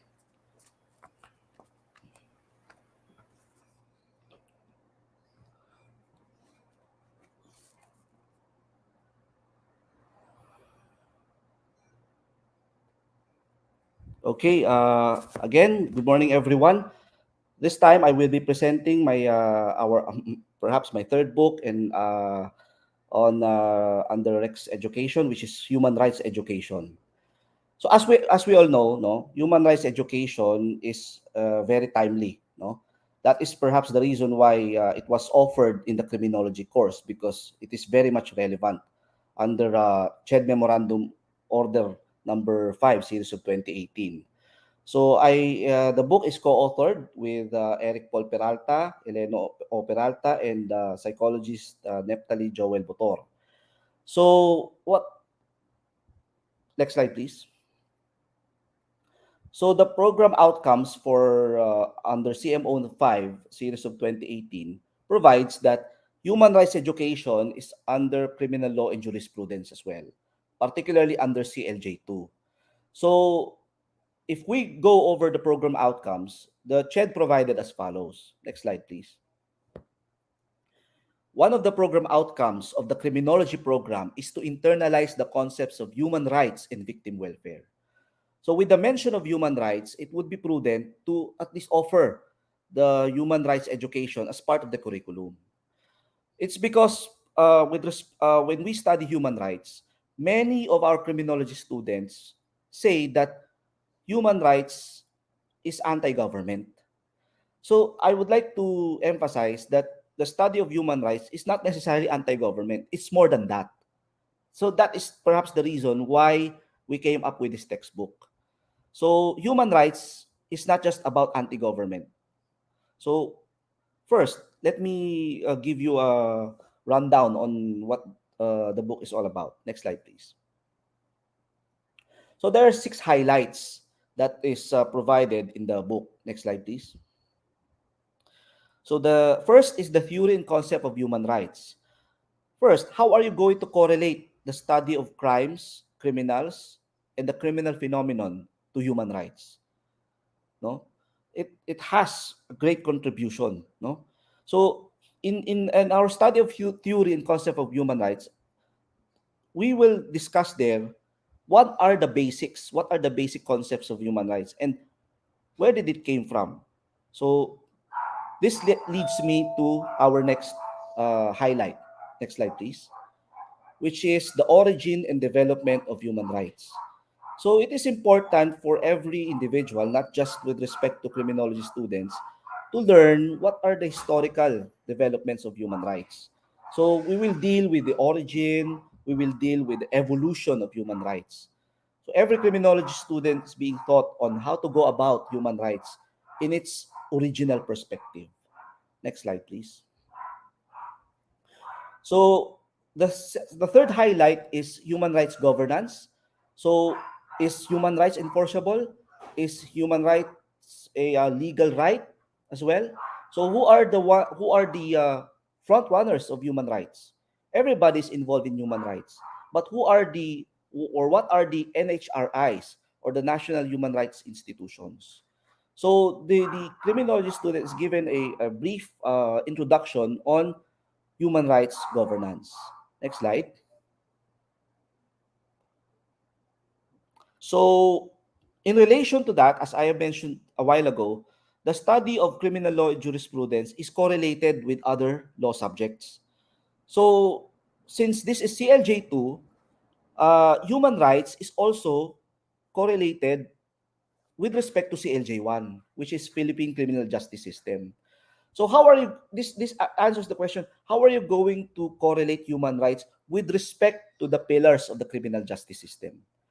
So that is why we apply human rights first in the law enforcement service, because I emphasize there that human rights apply not only to victims, but it also applies to the law enforcement as well.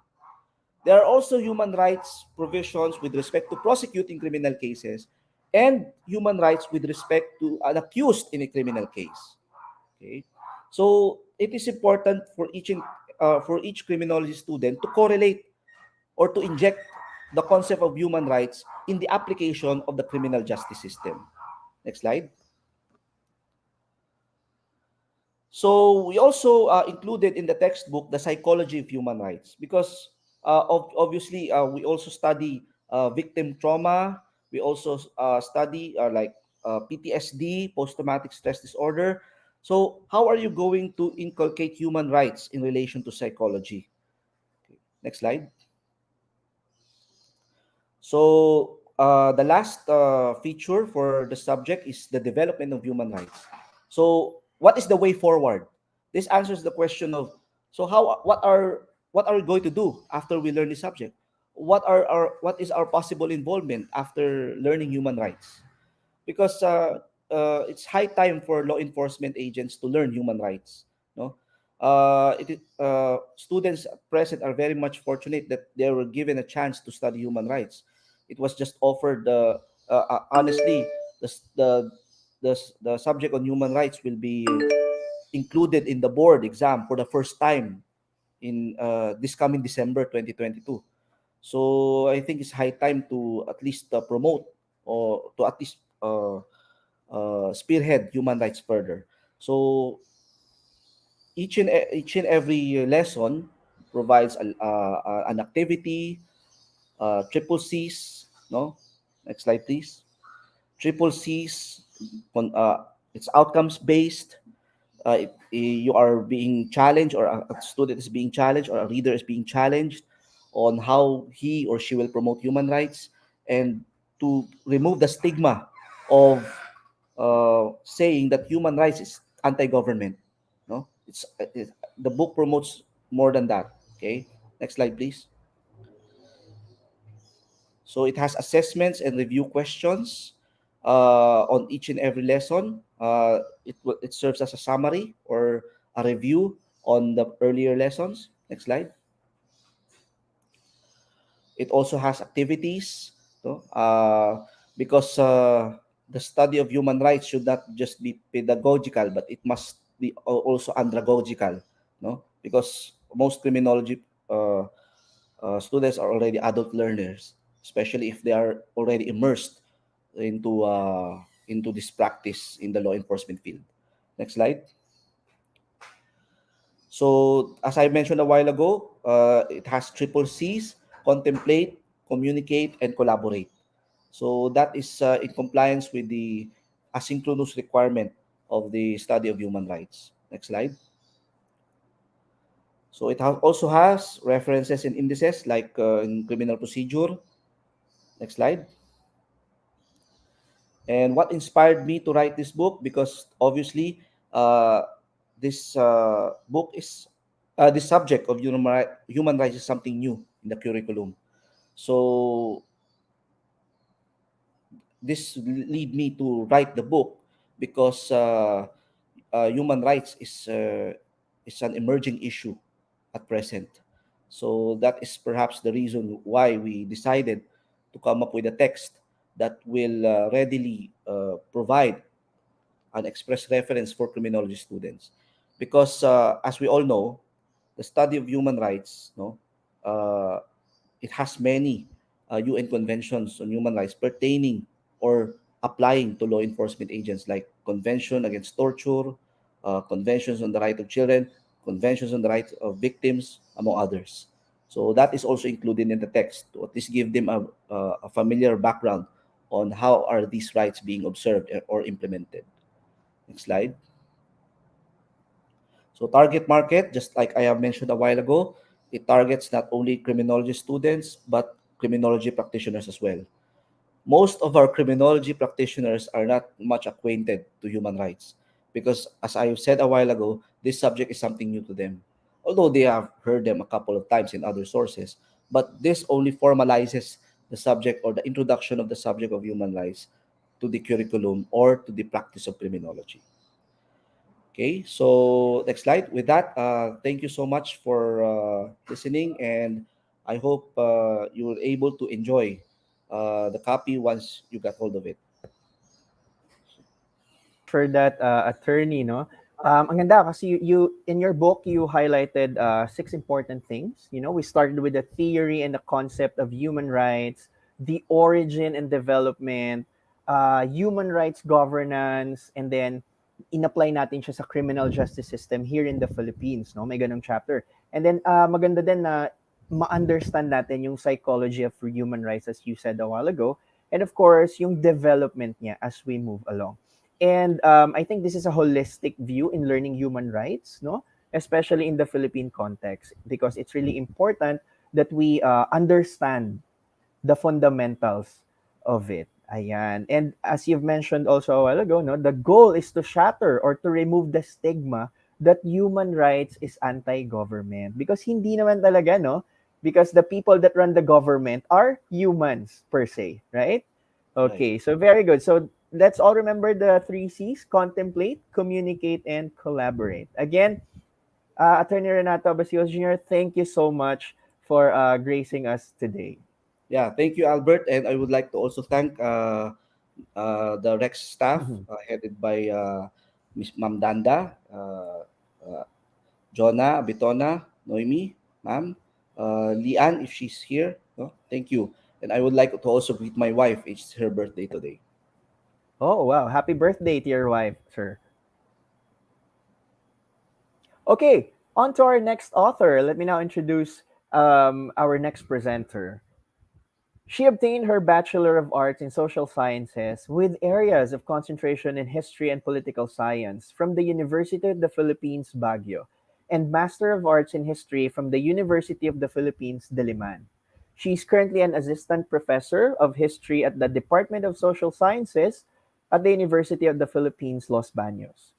She was a contributor at Saliksik e-Journal and has presented in some conferences in the Philippines and abroad.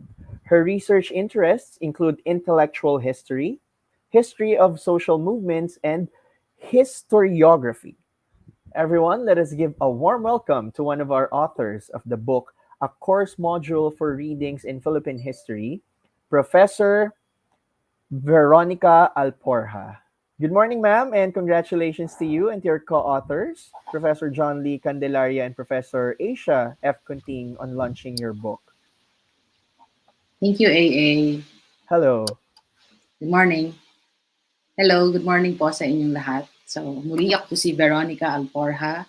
I currently teach history at the University of the Philippines, Los Baños, and I'm here to speak in behalf of my co-authors for a course module for readings in Philippine history. So, this is a required general education course under the Commission of Higher Education, or CHED. Yes, so we may begin. Thank you. So this is our book. So the book title is A Course Module for Readings in Philippine History. It is a tertiary subject, and it was published or copyrighted in 2021. So meaning to say, we have actually written the majority of this book as the pandemic was raging on in the months of 2020. So of course, the primary target market would be college instructors and students. We have specifically, written and crafted the book for their use. But we also have a secondary target market. So if you are a history enthusiast, if you are interested in reading about Philippine history, about our primary sources, and we actually receive lots of feedback from readers na hindi naman estudyante, pero bumibili ng libro because they're quite interested on Philippine history. So, next slide, please. So, the book is structured this way. So, it is actually composed of 24 lessons divided into 4 units. So, yung 24 lessons, it actually covered all of the CHED mandated topics included in the CHED syllabus on readings in Philippine history. So, for example, the first unit or unit 1 is actually about the discipline of history. So, introduction to history. That's lessons 1 to 4. So here we talked about what is history. It is just the study of the past. So, ano yung kasaysayan? Ano yung inaaral ng kasaysayan? Chismis ba ang history? For example, so masasagot kapag binasa at pinag-aralan yung unit na ito. In the second lesson, we talk about the historian. Who qualifies as a historian? At ano yung tasks? What are the tasks and the roles that the historians play and do in their profession? We also talk about historical sources. What are the classifications of historical sources? What counts as historical source? And in this lesson, in the third lesson of historical sources, we also talk about how do you approach or how do you analyze or criticize primary sources. And finally, here we talk about historiography. So what a mouthful, right? But it's basically the history of history. So how did history as a discipline develop through time? So the second unit is actually composed of lessons 5 to 9. So this is quite interesting because, one of the interesting characteristics of the course readings in Philippine history, and also the way that it primarily differed from the old Philippine history in college, was that it actually has a focus on primary sources. But we figure that, even if we are specifically targeting primary sources as mandated by CHED, it's still important to teach the narrative of Philippine history according to periods. So in the second unit, we actually got to discuss the Philippine history from the early Philippine society before the arrival of the Spanish colonizers, excuse me, until the EDSA Republic. All right. So using primary sources representing each period, right? We managed to talk about the Philippine history using primary sources that were also included in the CHED mandated syllabus. So for example, here we will talk about the Laguna copper plate inscription. I think that's not included in the CHED syllabus, but we added that as an enrichment. And here we also have the First Voyage Around the World by Magellan, written by Antonio Pigafetta. So if you are teaching readings in Philippine history, you know that is actually within the CHED mandated syllabus. Here we also, for example, in the 7th lesson, we talked about revolts and revolution. So here we talk about the letter written by Diego Silang for the British at the time of the British invasion of Manila in 1762. But we also included and made sure that the CHED mandated primary sources, kartilya ng katipunan, and mga gunita ng himagsikan are also included. So in the last lesson, for example, we also talked about the Magsaysay presidency as a representative period of neocolonialism, but we also included the CHED mandated source on the speech done by President Corazon Aquino before the U.S. Congress in 1986. Unit 3 is made up of lessons 10 to 14. So here we talked about certain problems and interpretations on various historical topics, because there are a lot of contestations and controversies in Philippine history. For example, there's a perennial question on where did the first Catholic Mass in the Philippines really happen? So was it in Limasawa? Was it in Butuan, for example? So we discussed this at length in this unit. So those kinds of questions, like for example, did Jose Rizal really author the poem Sa Aking Mga Kabata, for example? So we talked about that in this lesson. So for example, in this unit, we also utilized primary sources to discuss and to weigh in, on various topics, on various controversies and contestations and debates in Philippine history. But we also talked about certain issues, like, for example, how do you represent the ordinary masses? How do you represent the marginalized sectors like the Moros or the indigenous peoples in history? So these are discussed in lessons, in lesson 13, for example. The fourth unit is also very interesting. It was very challenging to write as well, but we had to put this because it's also because some of the topics are also within the CHED mandated syllabus. But here we talked about the discipline of history and its many areas. For example, we talk about social history in lesson 15, and within that we talked about women's history, the history of the Filipino women. We talk about the history of the Chinese in the Philippines, and the history of the indigenous peoples and ethnic minorities. Here we also talked about the evolution of the Philippine Constitution. Right. So right now, I think this is quite relevant. There are talks about a charter change. And the same thing happened. I mean, for every presidency, parang laging merong pag-uusap tungkol sa pagbabago ng Constitution. So in this particular lesson, we talk about how did the Philippine Constitution evolve, right? From the Malolos Constitution hanggang Commonwealth Constitution, for example, hanggang sa kasalukuyan. We also talked about policies on agrarian reform, the evolution of the Philippine taxation, and trade policies in the Philippine economy. All of these are mandated by the CHED syllabus, and not all history texts, RPH textbooks in the market would actually talk about this, but we made sure that we did, right? So, and I think what really sets this book apart from the others in the market would be the last unit, Unit 5, Doing History. We added this because we believe that history should also be a skills course, right? That you do not just study history to learn things, to acquire knowledge, but also to acquire skills. So that's why in the last unit, we also talked about how to do historical research. And doing historical research, not just in the libraries and the archives, though we did include it in this particular part, but how do you do historical research online, for example?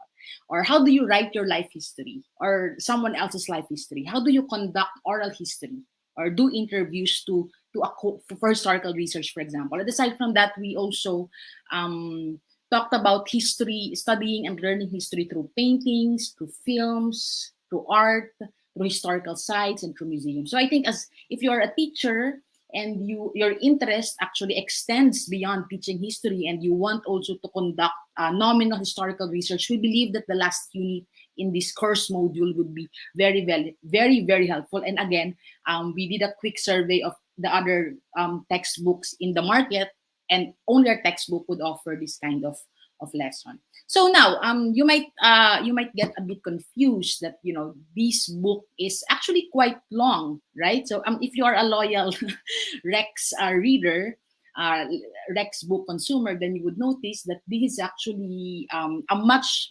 enriched and improved version from our first edition, the Readings in Philippine History textbook.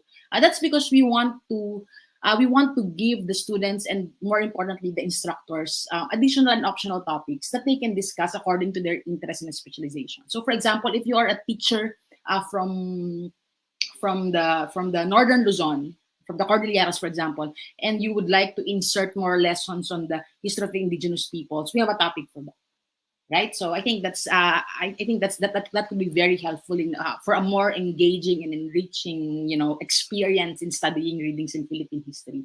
So our class activities goes like this for every topic within the lesson. So for example, in a particular lesson, we usually have 4 topics. So for every topic, we have a class activity. We have accompanying class activity to facilitate, more interaction, better learning, for example.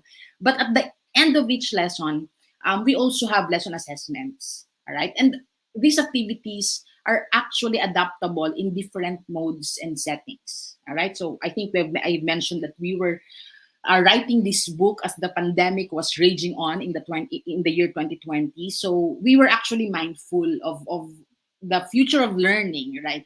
Like, for example, now there are talks about doing hybrid learning. So some classes would be done synchronously, others would be done asynchronously. So the activities and the assessments, contained in the book are actually adaptable to whatever modes and settings of learning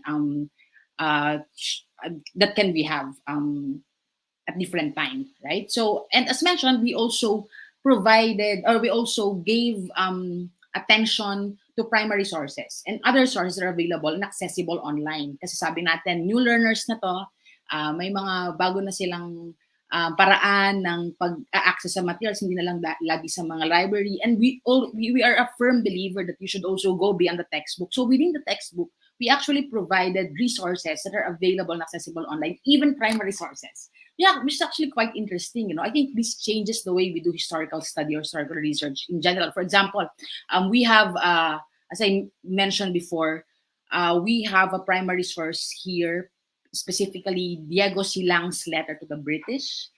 We access this online. All right, so in English, so it is quite interesting. So, but more than that, we actually provided a companion podcast. So recently, parang merong boom sa mga nakikinig ng mga podcast ngayon. Daming gumagawa ng podcast. So Lee and I and other friends decided to work on a podcast. It's called, next slide please. So later I will talk about the podcast. But we did it specifically as a companion podcast for the topics contained in the book. Yes, I'll talk about it later. So yeah. Right. So as I've mentioned, the instructor's specialization and the student's preference are considered in the design of the module. Some materials, both primary and secondary, are provided at the end of each lesson. So there are links. You can perhaps type the URL to access those links online. So students will learn historical thinking skills through carefully designed lesson and appropriate activities and assessment tasks. And all necessary materials are included in this book. So ibig sabihin, you won't have a hard time looking for them anymore. So as an instructor, for example, it would allow you to have more time in preparation and you can focus on instruction because you wouldn't scramble on looking for materials and for sources. All of them are already in this course module. Next slide, please. Yeah. So ito yung podcast na sinasabi ko kanina. This is our podcast. So all lessons in the book have a corresponding 30 to 15 minute. Mahaba na yung 40 minutes, usually 30 minutes. Some of our episodes are even just 20 minutes lang. So you can listen to, for example, for example, you were already on the lesson 8. So this is about the Filipino grievances against Governor General Wood. Merong primary source dyan. So diniscuss dito yan sa libro. But if you are more of an auditory learner, or if you want to give your students more materials to consume, then you can lead them to this podcast. And we have a specific topic about the Filipino grievances against Governor General Wood. All right, among others. So all lessons in this book, meron siyang corresponding podcast episode. So how do you access the podcast? By the way, this is free. So wala kayong babayaran. So if you are a Spotify subscriber, we're on Spotify. So just search for podcast conversations on Philippine History, Politics, and Society. So we are also on Apple Podcast kung meron kayong subscription. Pero kung wala kayong subscription sa mga platforms na to, we also upload our episodes on YouTube at podcast TV. So you may also access this episode. So again, given that our learning is very hybrid and very, very techy yung mga estudyante, so some of them might not like reading so much. So of course we don't encourage that, but just in case kailangan nila ng mas effective way of consuming academic materials, then we have a podcast. All right. So again, for free. All right. And if you want to learn more about the show, you can head on over to our website. That's www.podcast.org. So again, this podcast is tailor-fitted for this book. So yeah. So next slide, please. So what inspired us in writing a course module in readings in Philippine history? You know what? Yung general comment namin dun sa kasi yung readings in Philippine history, bago itong course, this is a deviation from the traditional Philippine history course, right? Na tinuturo natin sa mga college students. Kasi nga, it is very much focused on primary sources. And it's actually quite challenging, especially when viewed alongside the basic education, the K-12 curriculum.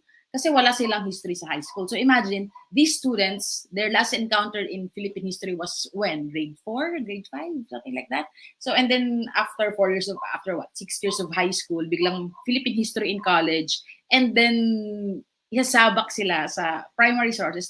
So that's kind of hard. So what we wanted to do with this book would be to still teach Philippine history as a narrative, but to use primary sources for each period in order to allow students not just to acquire knowledge in Philippine history, but to let them learn how to read analytically, how to read critically. All right. So we want also to inculcate in their minds that history is more than memorization of dates, names, and places. It is also about critical and analytical reading of the past and of any other material for that matter. Right. Like if you know how to read primary sources critically, legitimate ba yung sinasabi niya? Authentic ba? Mukha bang fake, for example? Kapag marunong ka nun, then I think this kind of skill is something that you can easily transfer to reading other materials. Lalo na ngayon in social media where we are exposed to a lot of content that are not legitimate, not genuine or fake. So if you have the skill about reading primary sources, for example, or any other historical source for that matter, then you will also be a more critical person in general. And finally, we know that that a more techy, for example, delivery of learning is just around the corner. But when we were jolted by the pandemic, we were rushed into that phase of learning already. So we realized that we had to do it sooner than we expected. So when we were writing the book during the pandemic, we were mindful of making sure that the book would adapt to whatever challenges our learners and our teachers would have in the next few months. So we don't know really. We can foretell the future. Maybe we might have the same situation in a few years again. So at least in this book, you are prepared for whatever whatever possibility that might arise, specifically in the way we deliver education to our students. Next slide, please. Next slide. All right. So, papakilala ko lang yung kaming mga magkakasama para sa librong ito. Si John Lee Candelaria is a teaching fellow and a PhD candidate from Hiroshima University in Japan. So si Lee, tapos na rin niya yung kanyang dissertation and is set to graduate this September. So let's congratulate Lee.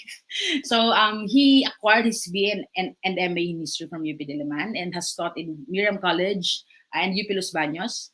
He authored several international journal articles, and his specialization actually was in the Second World War, Southeast Asia, heritage, and memory studies. So ako naman, I am currently with UP Los Baños, and I am holding a degree on BA Social Sciences with areas of concentration in history and political science from UP Baguio. I also acquired my MA History from UP Diliman. So in a few weeks, I'll also be embarking on my PhD journey at the United States. So I'll be joining the University of Hawaii at Manoa to study PhD history So wish me luck. So I've written some journal articles on on the history of on women's history, social movement. But my interest really would be on intellectual history, social history, and historiography.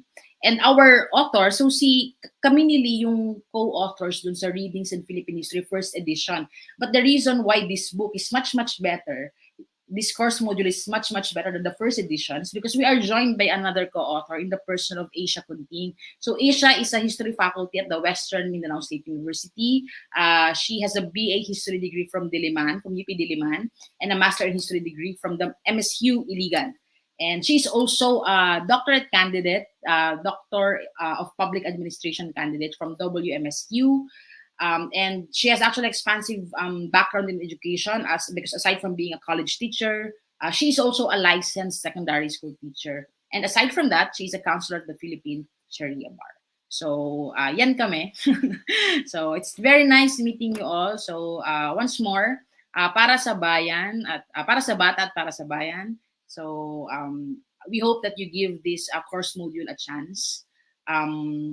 In your journey and learning about Philippine history. Maraming salamat. Kaganda ng sharing mo and napaka-exciting siguro basahin nito, no, Professor Veronica Alfora, and congratulations for this book. Now, ma'am, no, ang question ko is, chismis ba talaga ang history?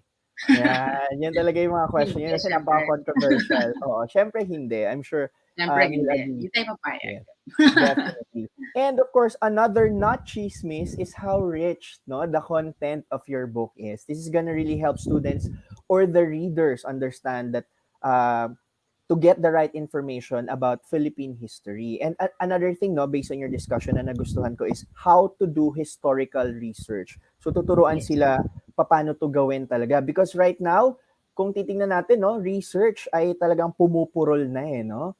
Especially that we have different avenues where anyone can be a quote-unquote, no, historian. Ayan. So let this be an academic anchor for everyone to learn proper history then. And one thing more, no, yung podcast na tinatawag, napakawitin no? Podcast, parang kasaysayan to na podcast. So online accessibility. Yeah, it's actually an amalgamation of podcast and kasaysayan. That's why it's podcast. So you got that. So congratulations. Alright, ang galing. Okay, so yung online accessibility natin for a more convenient and easier access to information para hindi tayo nagkakaroon ng misinformation, no, and disinformation. Ayan. And ang pinakagusto ko sa lahat, Professor, is history is more than just memorization. Yes. No? Because sabi mo nga, it's about critical thinking and understanding of the past. And of course, its impact in the present. So again, thank you so much for that. Ayan, isang question lang, no, from our audience. Question for Readings in Philippine History, Professor. Is there a particular part in your book that highlighted history revisitation as a product of recent discovery or validation? Yeah, well, we talked about the nature of history as a discipline in Unit 1, or the title of the unit is Introduction to History. So here we talked about the meaning of history and certain issues and questions related to it. So historical, I think napahapyawan yung the idea of historical revisionism as well, or historical revisitation. So that's a very important question and a very important topic to talk about. Napag-usapan natin yan dito sa Unit 1. The phenomenon of historical revisionism. And gusto kong i-point out yung isang part ng question niya, in light of new discovery. That's very important. That's a very important part of the topic historical revisionism. Kasi recently, di ba, madalas nating pinopoint out, for example, teachers of history would often decry or lament how history is being revised. But revisionism can actually be an academic exercise, all right? So ibig sabihin, in light of new evidence, pwede naman talagang magbago yung kaalaman natin regarding history. Right? So, for example, about dun sa issue on kung saan ba talaga naganap ang unang misa, the first Easter Sunday Mass in the Philippines. Meron tayong podcast episode dyan, by the way. But for the longest time during the Spanish period, people really believed that the first Easter Sunday Mass was held in Butuan. Pero merong mga lumabas na bagong ebidensya at the tail end of the 1800s saying na parang hindi diyan sa Limasawa siya. Nung na-clarify, for example, yung transcription nila Pigafetta, for example. So, may bagong ebidensya at nagbago yung kaalaman tungkol sa kasaysayan. Those revisionism are actually okay. Alright? Ang ipinoprotest natin would be the kind of revisionism or mas tinatawag ko siyang historical distortion that, erases certain accountability, that, removes certain blame on certain historical actors. So those issues are actually discussed in lesson 1, Introduction to History. Thank you very much for that question. That's a very good question. Yes, ang ganda, no? And I like your explanation, Professor Vic, no? So, okay lang na i-revisit and i-revise as long as hindi natin binabago yung mga accountable during... as long as merong ebidensya. Yes, as long as there's an history evidence. is not chismis precisely because we rely on historical sources, historical evidence. Yes. All right. Thank you so much again, Professor. Nako, after nito, hanap ako agad ng copy, no, sa nearest Rex bookstore or sa online. That's right. Ayan. All right. So, Thank you you, very much. Yes. That was Professor Veronica Alporja. Okay. So, napaka-exciting ng session natin ngayon and hindi pa dyan natatapos, no? Let me now introduce our next author and presenter. Okay, our next author and presenter is a graduate of Master of Science in Biology at the De La Salle University, Manila, and a Bachelor of Science in Biology at the University of the East, Manila, and is currently a full-time professor at the Biological Sciences Department of the Central Escolar University in Manila. She also co-authored other Rex textbooks, including Science, Technology, and Society for GEC and Teaching Strategies for Elementary Science, Physics, and Earth Science. So everyone, let us give a warm welcome to one of the authors of the book, A Course Module for Science, Technology, and Society, Professor Eden Joy Alata. Good morning, everyone. So, I'm Ms. Eden Joy Alata, and I will be presenting to you our module, Science, Technology, and Society.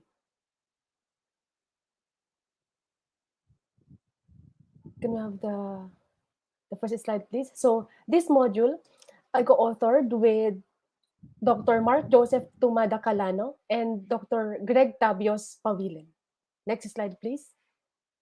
So, this is copy 2021. Same with the Readings in Philippine History, we also wrote this module way back 2020. No? Talagang kasagsagan po iyan ng pandemic. So, we also considered what will be the future modalities that we will be using. That's why we believe that this module is a good for blended learning, hyflex learning, for synchronous or asynchronous setup.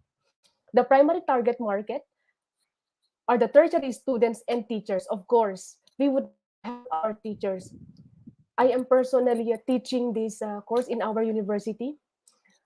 At masasabi ko po, hindi po madaling ituro ito. No? That's why this module was conceptualized. It was written to cater to the needs of our learners and our teachers. And of course, not only will the learners learn and the teachers benefit from this module, but also those individuals, those who are interested to learn about science, technology, and society. Next slide, please. Science, Technology, and Society deals with interactions between science and technology in social, cultural, political, and economic contexts that shape and are shaped by them. This interdisciplinary course engages students to confront the realities brought about by science and technology in society. Such realities pervade the personal, the public, and the global aspects of our living and are integral to human development. Human development that entails the fundamental concepts and processes of science and technology that affects society in general, using the unifying themes in the natural sciences. So, we are still in the pandemic, and there is a need for us to understand the importance of science and technology. How could this help us in battling this pandemic, in preparing vaccines against SARS-CoV-2 virus? Alam niyo po, yung mga microbiologists, the virologists na nagpe-prepare po, gumagawa ng vaccine against SARS-CoV-2, They are experts in science and technology. So, with this module, we do not only want our students to learn the principles of science and technology, but to also bring out their potentials because, they are the next generation. They are the next innovators. They are the next scientists. They are the next technocrats. They are the next discoverers, 'di ba? So kailangan po na yung mga students natin hindi lang sila maging mahusay, hindi lang maging brainy, maging smart about science and technology, but they should know how to apply the learned concepts and principles. So we would like to engage them. We would like to expose them to the realities of what is happening in the society. They should know the interactions, the interrelationships between science, technology, and society. What's the impact of science and technology to the society, and what could they do to advance science and technology? Gusto po naming ipamulat sa ating mga Filipino learners na meron silang magagawa, okay, to help advance science and technology, to help build our nation. If we really want to build our nation, kailangan po na very strong ang foundation natin sa science. Kailangan po na yung mga kabataan natin maging bihasa sa science and technology. Okay? Dapat hindi tayo magpapahuli, 'di ba, sa mga developed countries. Yun ang future natin.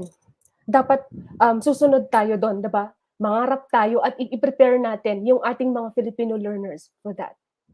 So this module is designed to be used both as a learning and teaching material. So gusto naming tulungan ang mga teachers. Ako nga po mismo nagtuturo nito at natutuwa ako na meron po tong module na to kasi talagang malaking kagaanan kumbaga sa part ko as I teach the course in our university. For the student, this module can be used for independent learning with minimal assistance from the instructor. So this module is also an enriched or enhanced version nung nauna pong na-publish na textbook sa STS na kasama rin po ako sa mga authors na nagsulat po noon. This module has more activities na talagang makakatulong sa ating mga learners so that we could really develop their critical and analytical thinking skills and also to expose them to the real issues, scientific issues that affect the society. For the instructor, this module provides an efficient guide to presenting the lessons on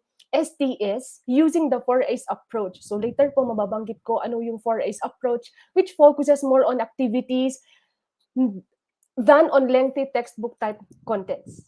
So we believe that the format of this module, the language, it's learner friendly, teacher friendly, and setup of activities suit distance learning, blended learning, and even face-to-face learning concepts. So alam naman po natin na unti-unti na po tayong bumabalik sa face-to-face learning modality, diba, sa ating mga university. So, nung sinusulat po namin itong module na to, naisip na po namin talaga yun na dapat i-prepare natin, isulat natin ito na pwedeng gamitin pa rin ng mga teachers and learners kahit na bumalik tayo sa face-to-face setup. Next slide, please. Students can answer activities directly on the module's perforated pages to facilitate submission of activities or outputs to instructors. So, the activity sheets are perforated para po madaling ma-detach. So, it would be easier to actually compile the activities and submit to the professor. So, malaking kagaanan ito on the part of learners and also to the teacher.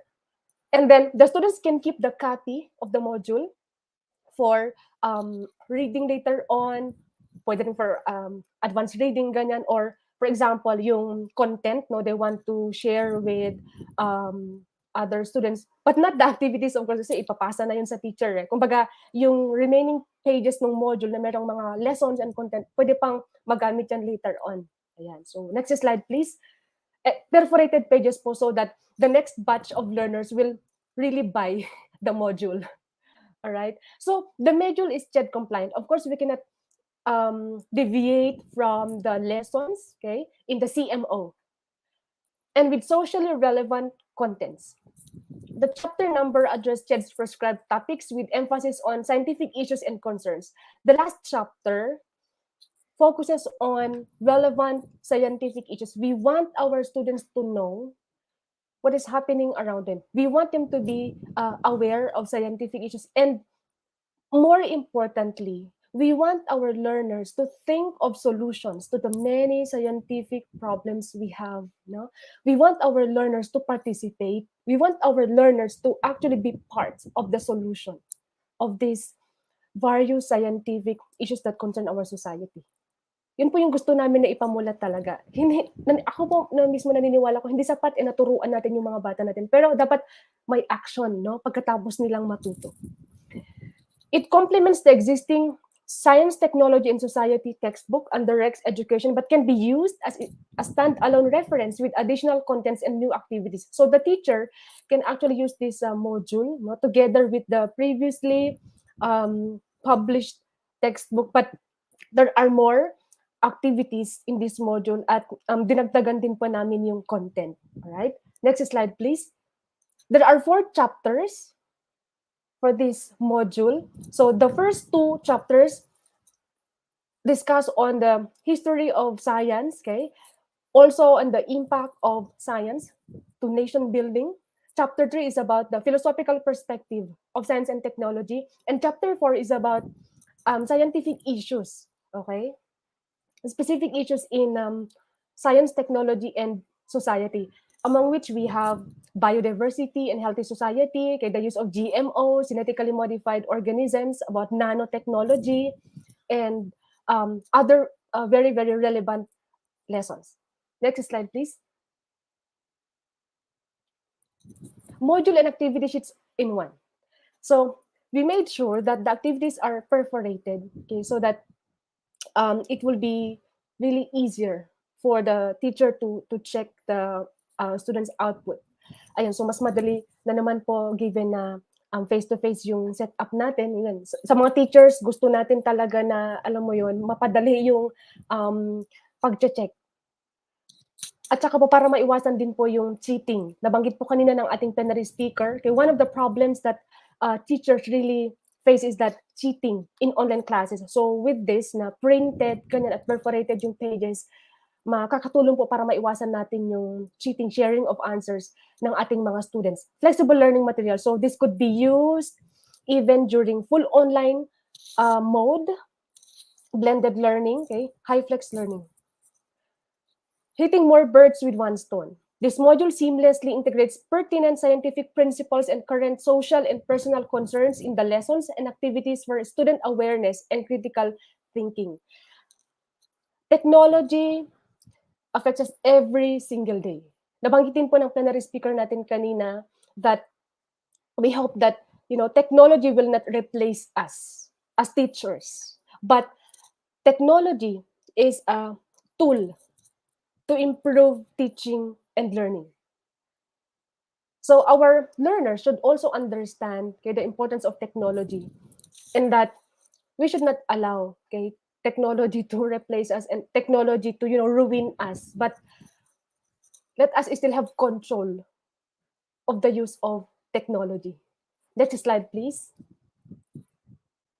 Viable as a self-help book. So teachers and learners will not only benefit from this module, but those who would like to understand, those who are curious, what is STS? Ano bang meron dito? Okay? Anong kinalaman ng science sa technology? Anong impact ng technology sa society?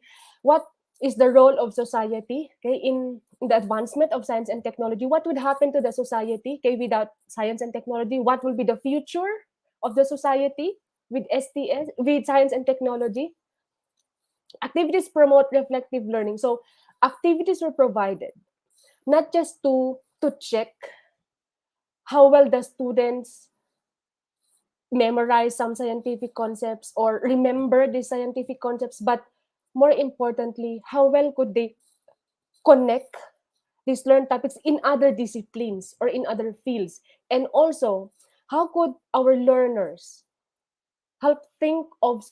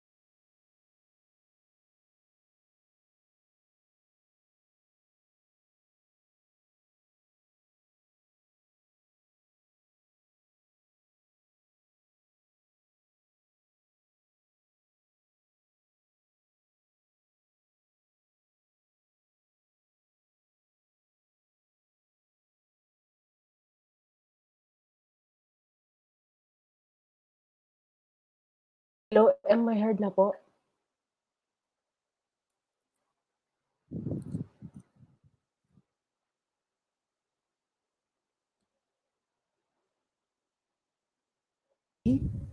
But is Professor Eden back, ma'am? Can you hear me Yes. now?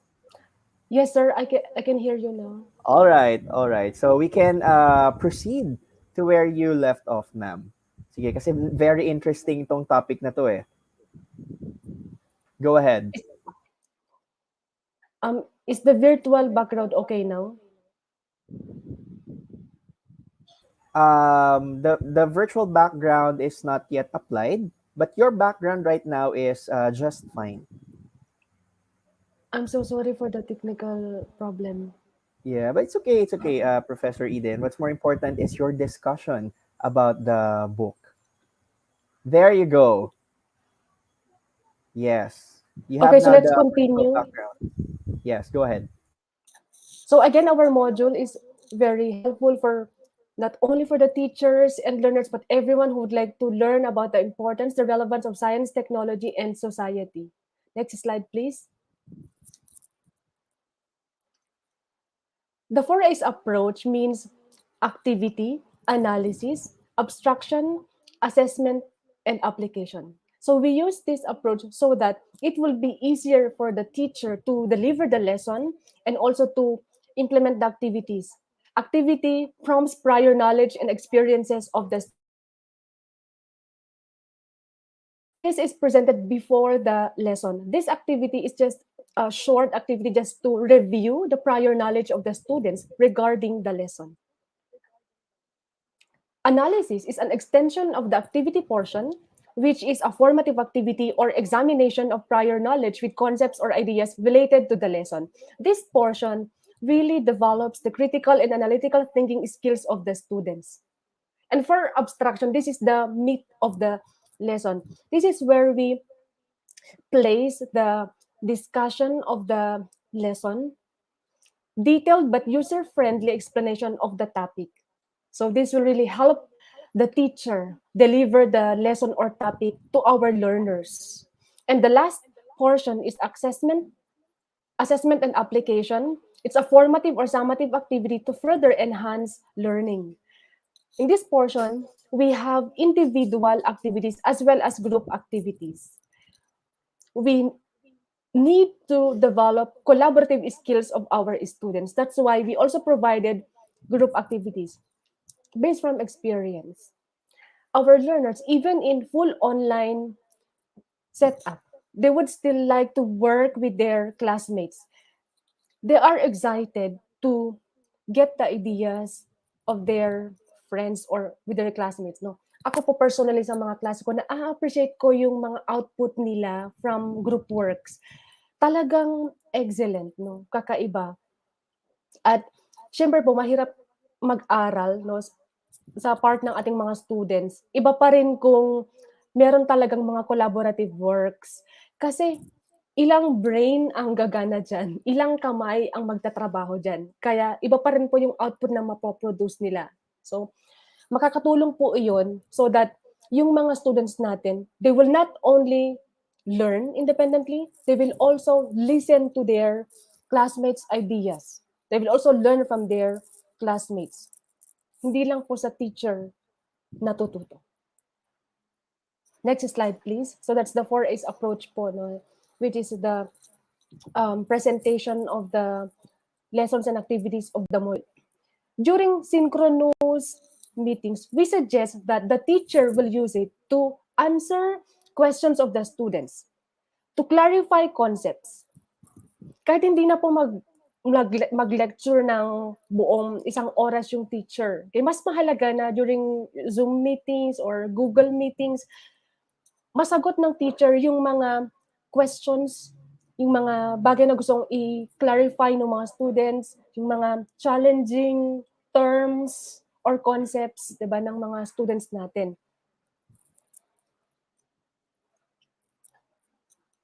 Kasi po, for example, you have 2 hours lecture class. Kung yung 2 oras na yon magtuturo ka, mapapagod yung mga students, mapapagod pa yung teacher. Dapat ginagamit natin yun to have interactive session with our students. Next slide, please.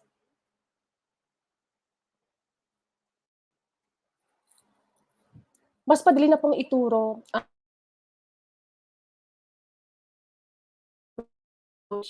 ay teacher-friendly. Okay?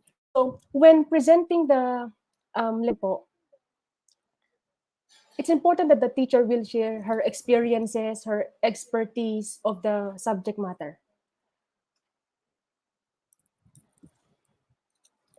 Hindi lang po mga senior professors ang pwedeng magturo ng STS. We believe even the young ones, young teachers could teach this course, okay? Because they could relate with the millennial students.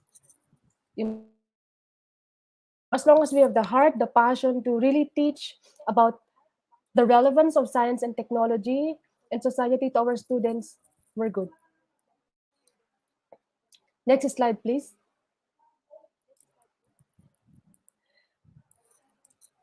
Of course, sa umpisa po ng mga lesson, okay, din yung lesson title, objectives, short introduction, and then followed by the activity.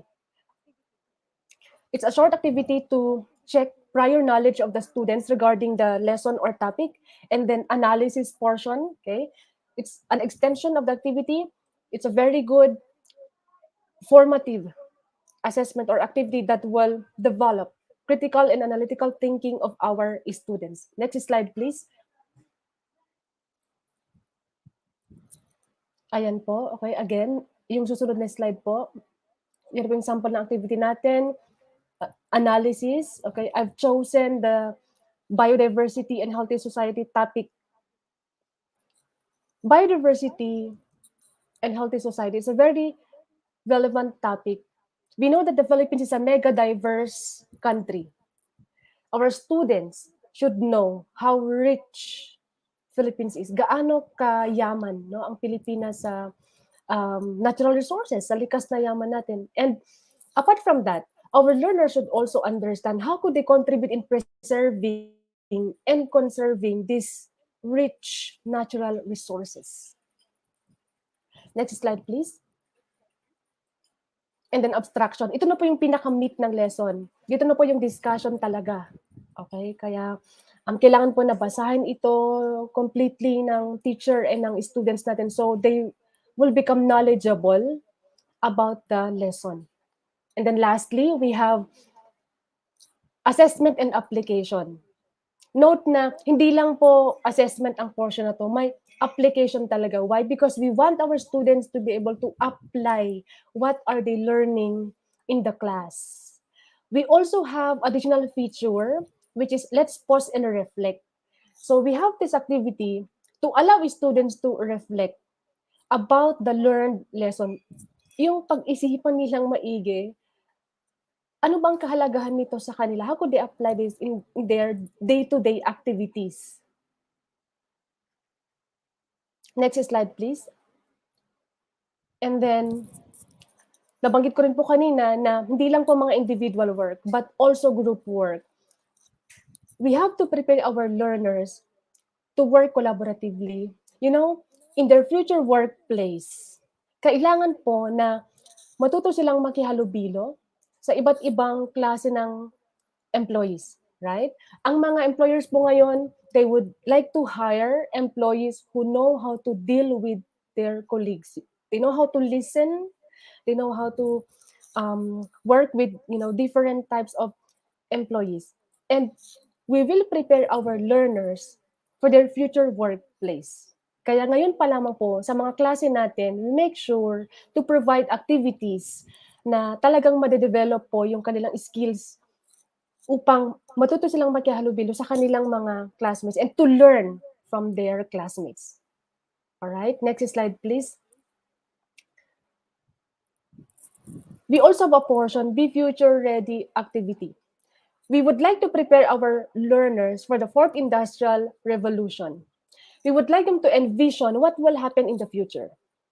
Gusto po namin na makita na ng mga learners natin anong mangyayari in the future. What will be the impact of science and technology in the society? Anong mangyayari sa society natin? What is our role 'di ba? Para po lalo pang mag-progress, mag-advance ang science and technology sa ating bansa. At kailangan nating tulungan ang mga learners natin diyan. Tayo pong mga teachers ang may role, okay, na magpalabas ng potentials ng ating mga students. They just need a push. They just need, a tap on their shoulder and remind them that they are the next innovators, next scientists of our society. Next slide, please. Our sole inspiration in writing this module is our mission. This is our mission to provide quality education, quality learning materials to our learners. We believe that we are called to share our expertise to our learners, and we have to prepare them for their future. Also, as a teacher, I believe that I'm here to share what I know to my fellow teachers. So, with this module, we know that we can help our learners, we can prepare them as the next generation of leaders and scientists. So I am Miss Eden Joy Pastor Alata, together with Dr. Mark Joseph Calano and Sir Greg Tabios Pawilen. We are the three authors of this module. Here are our short bio. Ayan po. And of course, para sa bata, para sa mamamayan, para sa bayan. So we hope that you will really have this module and this will help you in learning about science, technology, and society. Thank you very much for listening this morning. Okay, napakaganda nun, no? Next generation of leaders and scientists. Ayan, thank you very much, Professor Eden Joy Alata. And congratulations as well to you and your co-authors, Professors Mark Joseph Calano and Dr. Greg Pawilen on launching your book. Now, ang ganda kasi, no, dito sa book na to, meron tayong correlation of science and technology and the society. No? And you in this book, real scientific issues are presented, no, that kung ano may nag-a-affect talaga sa society natin. And as you've mentioned earlier, Professor, no, social awareness is the key for the learners to see the issues and think of viable and timely solutions that they can put to action. Ayan, so this is really good. And I like yung 4A's approach, which is the activity, analysis, abstraction, and assessment and application. Okay, so again, thank you very much for sharing this with us, Professor Eden Joy Alata.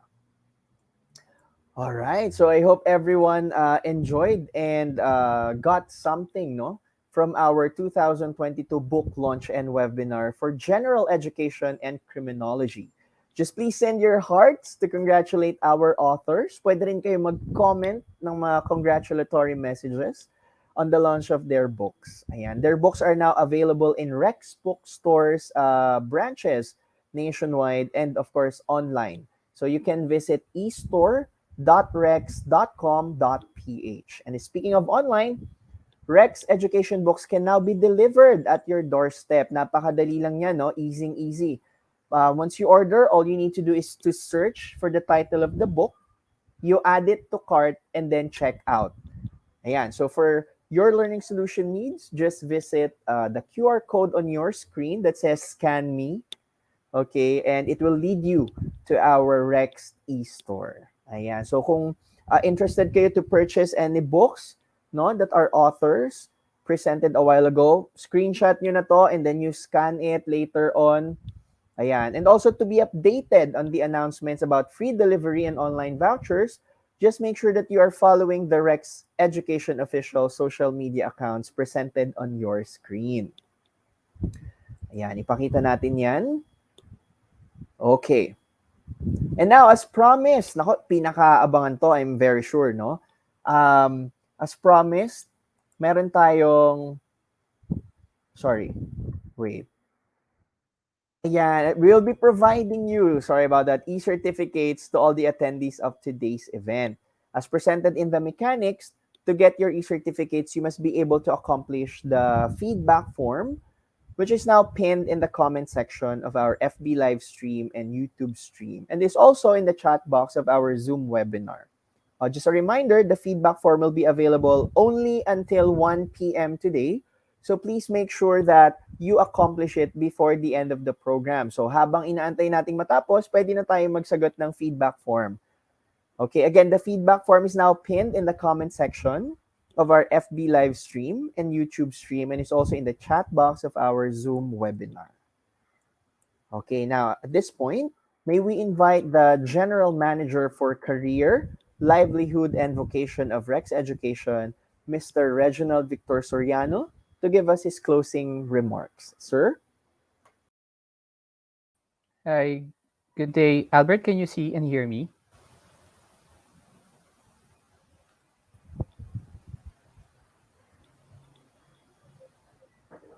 Hello, Albert. Can you hear? Can you see me? Yes, sir. Okay, thank you. Thank you for that. So, a pleasant good day to everybody. Acknowledging our Chief External Affairs Officer, Ms. Danda Clemelda Buhain. Thank you. Good morning po. To Dr. Amorado, again, a pleasant good morning, and thank you for giving your speech this morning.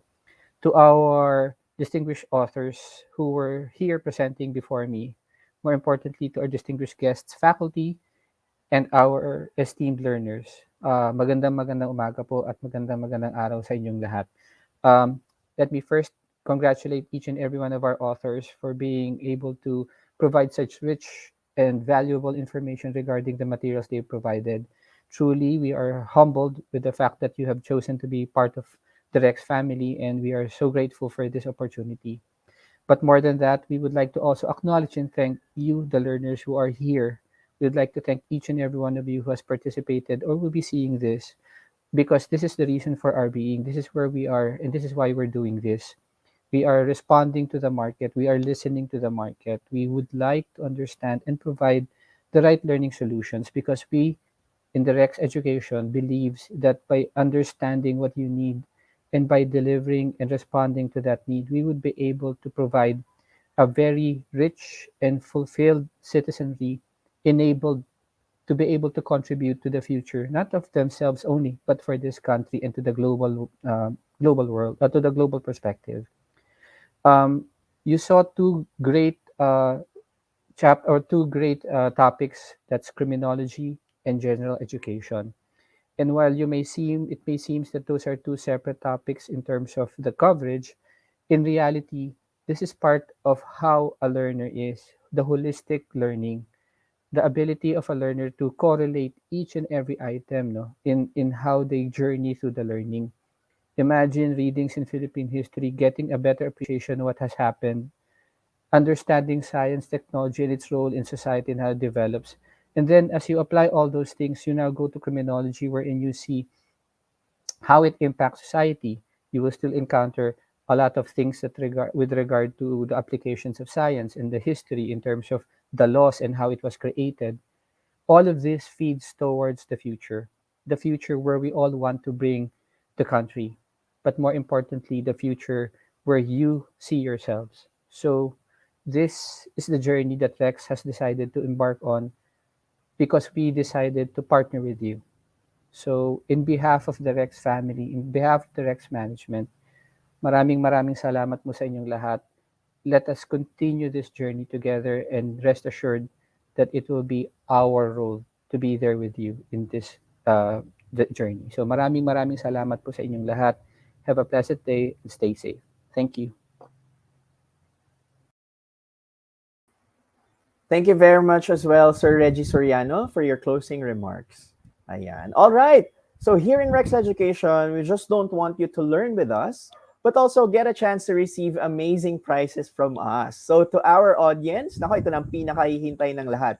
Now, if you registered and signed up a while ago, dun sa form that we released this week, you can be one of the lucky winners of Rex books or Rex Education books, Logitech mouse, headphones, Paperang portable printer, and a 3-in-1 Canon printer. So, in the presence of a DTI representative, Miss Christina Cruz, we did the pre-draw of raffle winners for today's event. Ayan. So, ipa-flash natin sa screen ang winners natin. So, let's begin with the winners of the Rex Tertiary books. Let's see. Sino kaya? Nako, parang nakita ko na. Tignan natin. So, the winners for the Rex Education, Criminology, and General Education books are as follows. We have Grandur Pepito Guerrero, Maricris Joven Felizardo, Maria Conica Katapang, Haji Chua Alegre, and Mayan Bangaya Dizon. Ayan. So, screenshot na natin to para hindi natin ma-miss ang mga raffle winners ng ating Rex Tertiary books. Okay, so now let's move on to the winner of the Bluetooth mouse.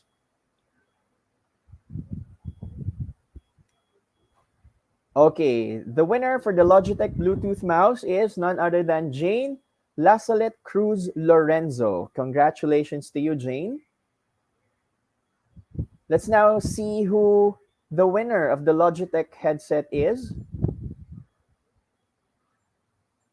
Okay, we have Rizamila Ramos Superio. Congratulations. Ayan, ito naman, no, Paperang Portable Printer. We also have one winner for this, and he is none other than David Ralph Olisea. Congratulations to you, David. Ito yung parang pinaka-bongga, no, na raffle prize. We have the Canon Printer 3-in-1.